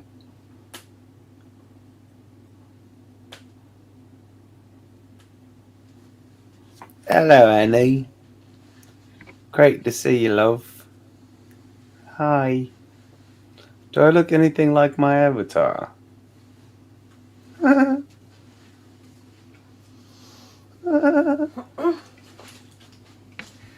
me see. Oh no, you can't see me. Put your camera on then. You can't see me. Ooh, You're off your head, you. not off my head. My head is on. 1 second. Right then. Really, Kiwi? What? You have to mute yourself so you can pump. No. I know you. No, you don't. She pumped. Yeah, how did you guess? Because I know you. Right then. Back to it. Read on. Okay, so it's now fast forward to April /May 2016, and they're talking about the mum's health. She said the mum had been in hospital since November, and by April they knew it was the end of her life. In May, they gathered everyone to say goodbye. Christy said she was there every day, and Johnny came to see her regularly at the hospital. In April, he tried to help her communicate by bringing crayons and stuff. And in May, Mum was at a point where they could do nothing anymore. They couldn't do anything anymore, so they brought all the people in to say goodbye to her. Then they bring it up to May 19th. She was in a coma and medicated and on life support. Christy said she was with her, and Johnny was there that day. On May 20th, the mum passed away that morning. Johnny was there with his kids. Christy was with her when she passed. She was the one who told Johnny. She called him and called all the other siblings as well. He was sad but was also a relief that the suffering was done. But he was mainly focusing on how Christy was. Going forward on to May 21st, Christy said she had gone to Johnny's house that night, the night they lost their mum. The night they lost mum, they gathered all the children, and then she checked on Johnny. She went to see him, and when she got there, he seemed upset because him and Amber had been fighting. He was upset because they were fighting, and she said she got upset too because of the day they were choosing to fight. We just lost she just lost her mum the day before, and she felt there should be no fighting that day at all. Afterwards, she came back to make sure that he was okay, and he was sorry. Are you muted? Yeah, why? Alright. She spoke to Jerry George, who just come back from picking items up from the loft. At that moment, they had no plans for the funeral service. They wanted to wait until all the family and friends could gather so they could have a meal. Then he had a premiere for Alice in Wonderland the following Monday.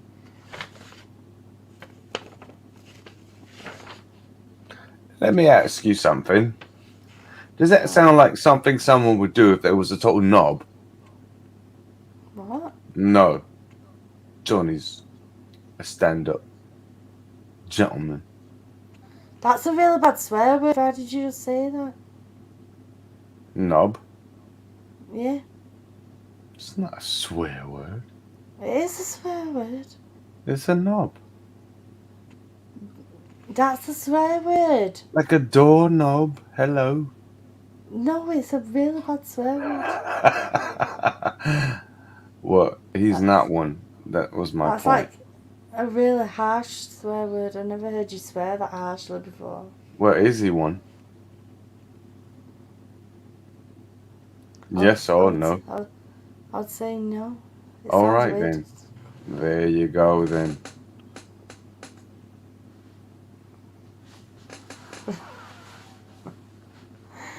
Yeah. He had to go on tour with his music band on the Tuesday, for a tour for a couple of months. They didn't want to let anyone know that the mum passed away. Like they didn't want to, Johnny didn't want to have like all the condolences. You've muted yourself, love. Heard filed for divorce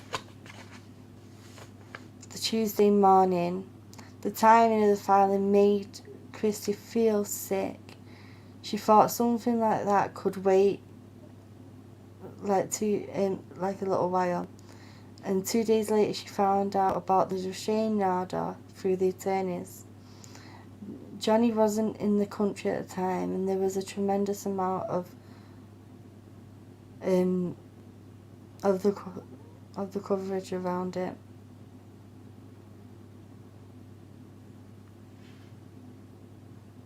How dumb is the donor?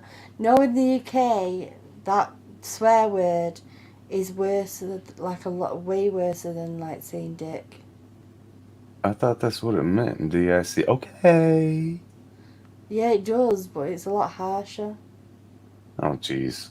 It's a difference. It's the same difference between like pussy and cunt. Like it's that. Really? Yeah. I don't see the difference. You're not British. Thank God. I'm American. American. Going forward into 2018, she said she saw the op-ed, and she did discuss the op-ed with her brother. The op-ed, the way it was written, made it very clear who it was about. She said, "I believe there is a negative effect on anyone's career accused of this, and I know he doesn't want people to feel he is that person. He is that person he isn't,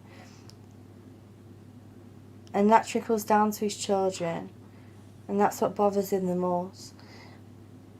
And she said, "I think AH is an opposite to an ambassador of DPC survivors." Because the question was, do you think AH is an ambassador for DPC survivors? And she said, "I think she's the opposite." But I think that got struck off. Then they had the Hey and got. Whoa, wait a minute. Did Elaine really say that? Yeah, don't say it out loud. I said it to you before. Oh, goodness. I didn't know that. Yeah, she said that with a vodka bottle. That he did. What? Yeah. I didn't catch that. It must have been. Well, I was working at the same time, so I probably No, but missed it. I was saying it before, and I was saying it was an SV incident. With a vodka bottle. Okay. So that's what that was about. All right, yeah, I did miss that. I missed that whole thing. Holy cow, I didn't know that. She's probably stole that story from what's her name. That's probably part of it. Yeah. Because, prove it.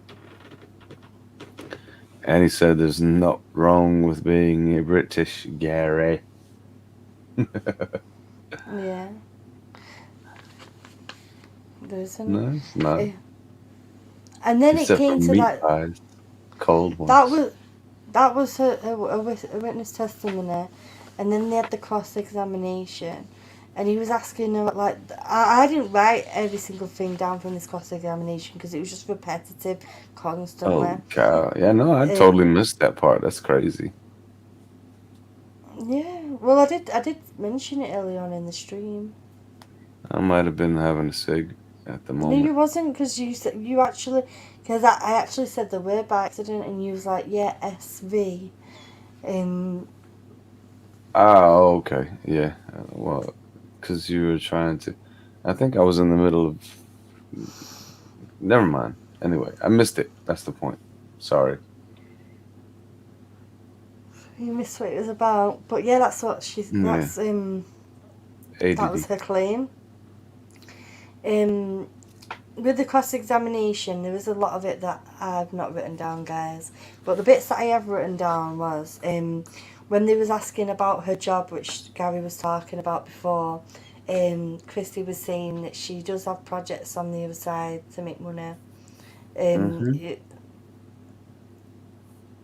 Infinity Nile isn't just her only job. It's her actual main job, but she does have projects on the other side. She says that she gave her depot a few months ago.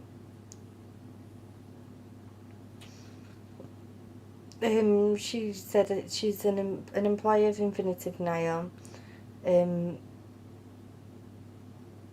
She said that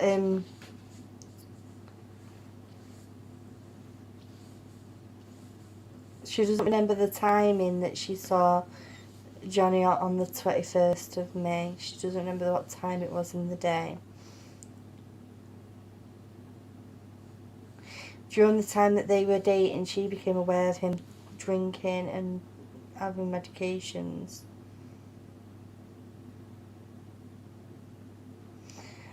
The text messages surrounding February 2014. This was a repetitive bit that really, really pet my head. She had to keep repeating that she didn't recall the messages or the context of them. She didn't recall the behaviour of JD in 2014. Now you have to remember, like 2014 is 8 years ago. Like try and remember a conversation that you had on a text message 8 years ago. Mm-hmm. And even if somebody You put know that text message in front of you, you're still probably not going to remember the context surrounding it. exactly. But that's the thing that was like really kind of pecking me at though when she kept trying to you know justify it by saying I don't know about the context. She should have just said simply I don't remember. I don't know. Well, I was like she said, I don't I don't know. recall. She said, I don't recall. Yeah, but she should have just stuck with that instead of like well, like I said, in context, I don't remember the context. Just simply say I don't recall. I don't know. Just leave it at that. Well, he Yeah. was trying to put words in her mouth, obviously. Yeah, His exactly. job But to when try you and... answer like that, it just makes you look like you're trying to cover something up. That was my only thing about it. I Yeah. didn't feel like she did look like that, though. That must be the way that it came across to you, but the way it came across to That's the me way lawyers is... think, I think. Well, the way that it That's why came you get across... The way it came across to me is that he was using like these bully tactics, and the thing yeah, is that's what the jury will see as well, and the jury in themselves will be like maybe. how is someone supposed to remember a text message? Like a text message isn't like a physical occurrence that is gonna Yeah. happen. But see, just the way she was doing this is my thing about it. The way she was doing it, like the pausing, and then it seemed like she was trying to come up with some kind of excuse, like, No, like she was like, "I'm sorry." you was only listening to it. I was physically Yeah, watching it. because she So was like, obviously the words there. Yeah, I wrote the words, but I don't know the context. no, Like somebody, if it's something that deep, though, you know, I would remember if I texted my sister years ago, stop with this and stop with that. That's something that is very specific. I wouldn't. I would. I wouldn't. Coke. The word But Coke. you, It's but not the you, soda. yeah, but you saying that, but it's not that easy to remember a text message, and especially in the line of her job, she's a president of a company. She's texting people constantly, texting Yeah, her but this brother is her constantly. brother. Exactly. Listen to me though. But when you was listening to it, right, you need to actually watch it. She was pausing because the way that the lawyer was cross examining her was he was like, you was feeling this, wasn't you? So she was processing what he was saying, Well, it was and kind then of leading her allow. on, yeah, for sure. I mean, that Johnny's judge should have a judge, excuse me, lawyer should have jumped in with some objections during that cross It's like examination there. it's like Wineboxer's here, rotten bottom. Kept coming at her. She understands words might be twisted into weapons of destruction. So it Right. is clever. It is clever for her to just process what it's. If you don't process and you just let your words come out your mouth, she might say something that is incriminating to Johnny, Sure. or that it goes against his case. Yeah, So no, she I might get that. But she's at the probably same time, if you're looking at it from another point of view, like, I don't know. I'm just pretending like I'm uh a juror as well. I would see it as like it sounds like she's trying to cover something up. So that I didn't get that. I really didn't when I was yeah. watching it. Well, I mean, All just that listening to it, maybe I should have seen her face. I couldn't see it. I well was just listening. But the way that she was looking at him, because when she was trying to throw things at her, she actually like smiled at him like nice try, him trying to trick her out, and then I she'd didn't see take a that. second and then answer it. Yeah, that's how she was answering it. um, she was Yeah, just like I said, I processing it. didn't see it. I was just listening to it. But even at the same time, being I don't know what Minshew and what his tactics are, but it seemed like an opportune time to throw in an objection because it was like it seemed like the other lawyer was leading her on, like leading out of an objection, leading, Yeah, like trying to make her come, agree with what he was saying or something. Like I don't know. I'm not a lawyer, so I don't know. But I'm yeah. pretty sure that she was, prepped before the whole thing anyway. So Yeah, she would have been. And this as well, Eco said she was turned towards the jurors and when she was giving her answers, like she was telling them rather than just facing off with the lawyer, she was actually telling them what happened and what she feels. oh, And okay, and she's saying, look, I'm not denying that I wrote them words. I'm just telling you, yeah, I don't know the context of it. And she says, and what she was saying as well is that she feels like that AH was over exaggerating with everything. Now, what you call it? I've been there when people like when I've had pause at um and I've had like my brother's ex girlfriends messaging me whilst I've been with him and like, oh your brother's up to this, your brother's up to that, you need to do this, you need to do that. And the thing is, the girlfriend, the wife shouldn't ever be messaging like shouldn't be messaging in the sister in that way.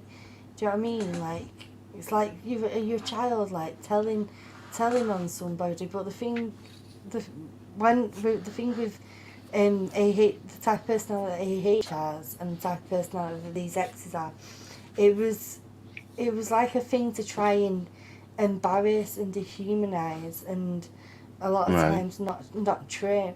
Like JD may have been going through being on pills and all this, that, and the other. But he needed support with that. Do you know what I mean? By his wife. He needed his wife to stand beside him and help him get help and go through rehab. all right, She and what Weinberg says here. Oh, sugar, where's the comments gone? the eye contact that she had with the jurors is very paramount, and the people who was actually watching it as well, guys, let me know if you agree with me. Like when that lawyer was cross-examining her, and he was throwing things at her like, you felt this, you was thinking about this, that, and the other, like trying to tell her how she felt in that moment. And that's why she Exactly. just That's why I thought it did. would have been a good time to have an objection thrown in there, because on Amber's side, they were objecting left and right. Yeah. Well, they're just stupid. Yeah. Um, they're just being stupid. Duh. Yeah. Knobs. That's where I've got for the day. By the way. Let me just turn on my camera for a second. Now we can go night night. What? Now we can go night night. Thank Now we can God. go tonight. Well, Yeah. that where that line is, you can't really see, but it's like, let me just bring the camera in a bit closer. There we go. That's how much I've wrote today, every single page, back to front.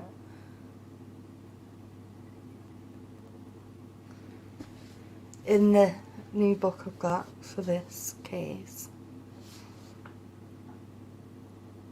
I love the bird on it, though. So, it's cute, isn't it? Are you keeping that in? What? Are you keeping that in your hair? Well, you don't like it? You don't like my palm tree? Thought you was pineapple. Eco says this is because you were concerned about the alcohol use, wasn't it? This is because you're concerned about. Well, no. What?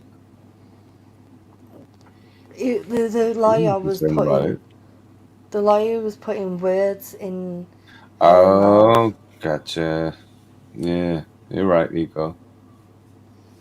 He was That's trying to put the correcto. words right in her mouth, and she wasn't biting that bait, and they literally Good went. on him. He was re-asking that question for about an hour.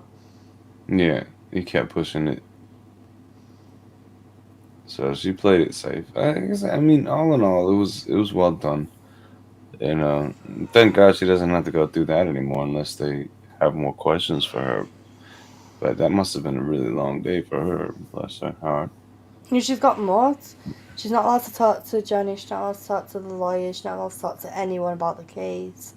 That's good. Go to the hotel, take a nap, watch the rest of it on court TV. Cheek plants look like they're trying to escape her face. Like Indeed, they this. did.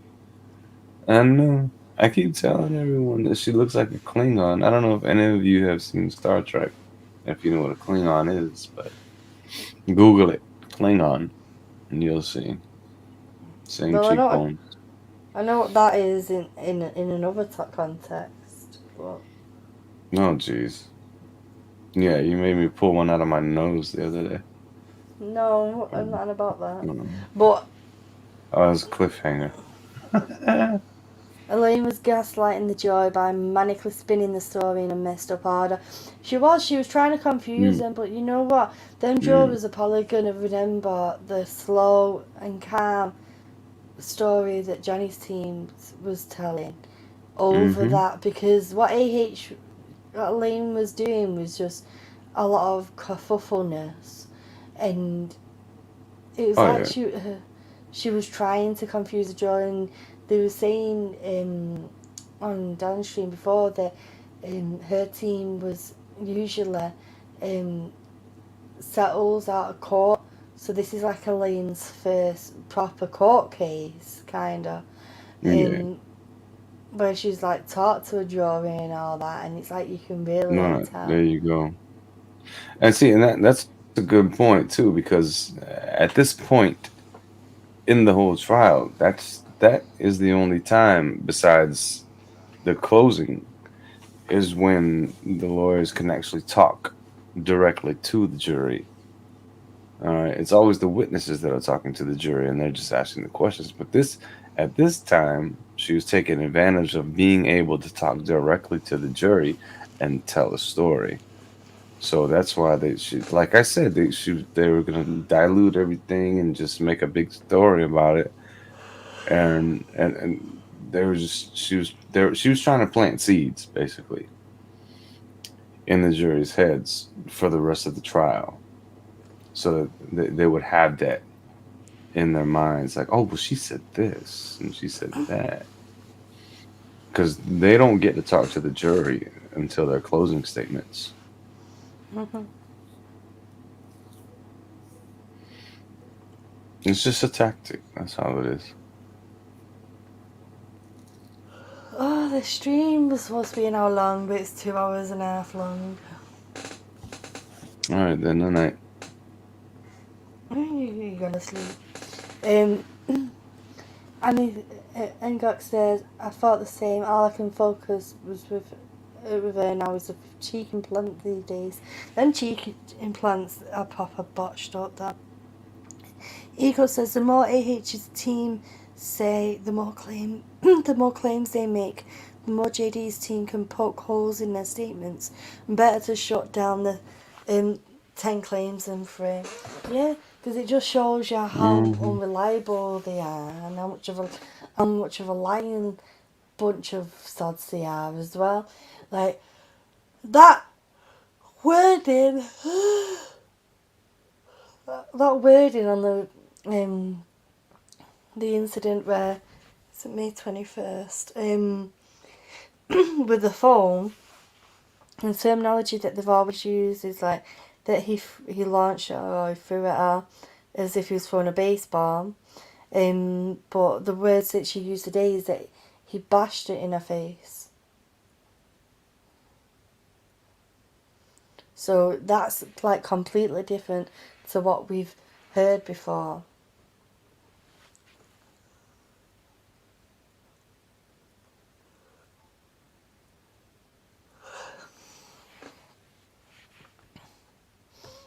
Weinbach says Amber copied Johnny's high cheekbones.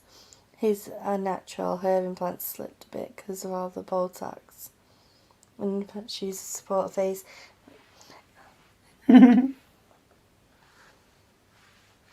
you just unmute to giggle? And why did you mute yourself again?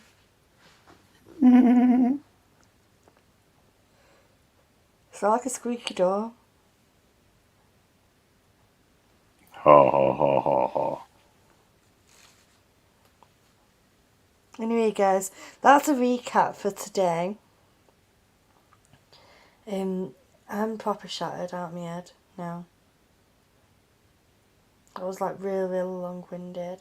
Tomorrow, for tomorrow he's going to start off with Christi taking the stand again for further cross-examination. So, and I don't know who will be taking the stand after that. We'll have to wait and see. Johnny. Kerry says Johnny. Well, I'm not 100% sure. But anyway, guys, will be live tomorrow night to cover tomorrow's summary.